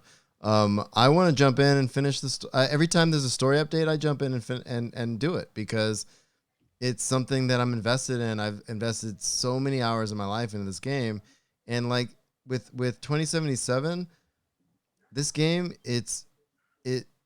sure, you're going to have some texture pops. You're going to have some glitches. You're going to have some crashes. But ultimately, they've created a game that you could spend probably 300 hours and probably not even scratch the surface of it. Like, it's insane how much there is. So, well, I'll tell you right now, because I've been playing SWTOR now for a decade. I actually have created a new legacy on the Malgus European server. And I basically launched a new legacy to try to get all achievement points. And I started all my tunes from scratch, no starting anything at level 50 or anything. And it's hilarious because it's like, wait, I don't have speeder piloting yet? Why not? I forget to turn on sprint and stuff like that. And I'm like, wait, when I hit the buffer, I only have one buff because I haven't finished the storyline yet. So stuff like that. And there's people that don't know, there's probably 70 hours, I think, now especially with all the updates and stuff for every single class, period, at least. Yeah, I mean, I've played in the last, I want to say 3 weeks, I've been playing those 8 tunes, and I think I've played 45 hours on those 8 tunes, and I'm still only on the 3rd planet. Yeah, so there's games like that, and I'm with you, Nick. I think, and people are gonna be mad. They feel like they didn't get their money's worth. They're gonna get their $60 back and drop it somewhere else. I've been playing Valhalla, and I love it. I've been playing, I played Odyssey, which I hadn't got into, which is also Assassin's Creed. And I'm really enjoying Cyberpunk, and I picked it up right before my 2 weeks off, and I cannot wait to dive into it. I'm jealous that you get that much time off to dive into it. I'm going to try to split my time between that and writing. I'm getting like an hour here and there on it. To me, Cyberpunk is going to go down just like the Witcher series has. Just like Skyrim and the Elder Scroll has. Yep. Same. Like World of Warcraft. Like, this is going to be decades Mhm. worth of gameplay. And here's the thing, they're doing multiplayer Yeah, I story heard. based next year. It's Like, crazy. so the expansions they have planned for this game are incredible. But And- yeah, And I think what's important about this is if you're into storytelling, like, you know, we're all four of us here, we all write, and if you're into storytelling and you're into gaming, it's a cyberpunk world that is there to be explored, that they've laid down that you can literally approach any situation any way you want. They did a really good job regardless of the glitches, and and like I said, the they're visual inclusivity can't glitches. be ignored either. So they did a fantastic job. I can't praise this game enough. So like I said, I love it. I love it so much that I'm really close to buying Will a PS4 and sending it to him so he can pick up Miles Morales and Cyberpunk. And next year we all can play together. You'd be so happy. Oh, I would be happy. That would be the best gift ever. And then he'd know what it would be like to like have like something there that would suck your time away. Yeah, because I'm not busy enough. I Make it know. more. None of us are. Speaking of which, should we wrap this up? Sure. Unless there's anything, is there anything else anybody wants to talk about? I'll say I'm almost done with my second mug of Captain Coke. Nice. I have a pile of beer cans over here, so I feel like I've done. I feel like I've done well. Look, I've only had 2 sodas today, and I don't know what's wrong with me because that's like well good. below my low. It's good. I actually stopped drinking dark sodas. Yeah. I've switched Good away job. from Cokes. I am now on Sprite and Canada Dry. Oh, I'm surprised you're no more Mountain Dew anymore. I haven't done Mountain Dew in months. No, don't drink. That's Mountain what Dew. I It's not thought. good You know for what the funny thing is? Actually, Yeah. Marshall knows this, but I just got my blood work, my most recent blood work back from my doctor, and he was a little worried because actually, during this shelter in place, I've gone from 380. I just tipped 400. Last week, I'm back down to about 390. But I bought myself a bike for my birthday. It's coming on Thursday. I'm going to start biking all the time. Oh, good, dude. But That's awesome. But the funny thing is my doctor is still enamored with me because during this whole hiatus, even though I've gained weight, my cholesterol has dropped to 91. As an almost 400-pound man, my cholesterol is well below average. And here's my cholesterol medication. And the only thing I have to worry about, he says my blood sugar is a little high, but it's not necessarily I eat too many sugars. It's that I eat too many carbs. Yep. And Makes sense. so the funny thing is he actually says he wants me to stay on Diet Pepsi. He wants me to wean off of it, of course. But Sure. he says don't switch over to like Sprite or anything because that's just adding more sugars. Yeah. So I started switching to like doing low carb wraps instead of bread and gluten-free pasta instead of regular pasta, stuff like that. That's good, But dude. we shall see. We shall see indeed. I'm excited for life, guys. That's glad I was able to jump on tonight. Me too. Well, happy birthday. Thank you. We don't, I don't get to hang out with you enough over video conferences and things like that myself. So glad I got to spend this birthday with you. Yeah, it's been a lot of fun. It's been a good birthday. It's awesome. Should I do the outro or should I record it later or Do the outro, bitch. Thanks for tuning in to The Usual Podcast. If you have comments or questions, you can find us at theusualpodcast.com. Email us at theusualpodcast@gmail.com. Or you can find us on Facebook. I almost said Google+. Facebook, Instagram, Twitch, and YouTube. Like us, share us on all your favorite social medias. I'm at Darth Pops on Twitter, and Will can be found at I am Will Griggs. I will put our guests' stuff in the show notes as well. But thank you for tuning in, and I don't know, man. Do you have anything else to say to the listeners? What do you think? 2020 has been a shit show, but still make sure you have a fun. By the gods, have a fun, and we'll see you all next time. Peace. Hey, we almost didn't forget all the things. Good job, dude. All right, I'm gonna stop all this crap. You guys can talk. I have 3 hours. I will on say the I miss you Audacity. guys. This is I know you guys have totally hijacked my friendship with Marshall. So That is not true. We're We're just still there. We're not hijacking. We're more like trying to hive mind this relationship. Will, stop fighting it. Stop fighting it. We know you got stories. Let's just start writing. I mean, my I wish friends. I have so tried to write during this hiatus. I mean, it's not like I don't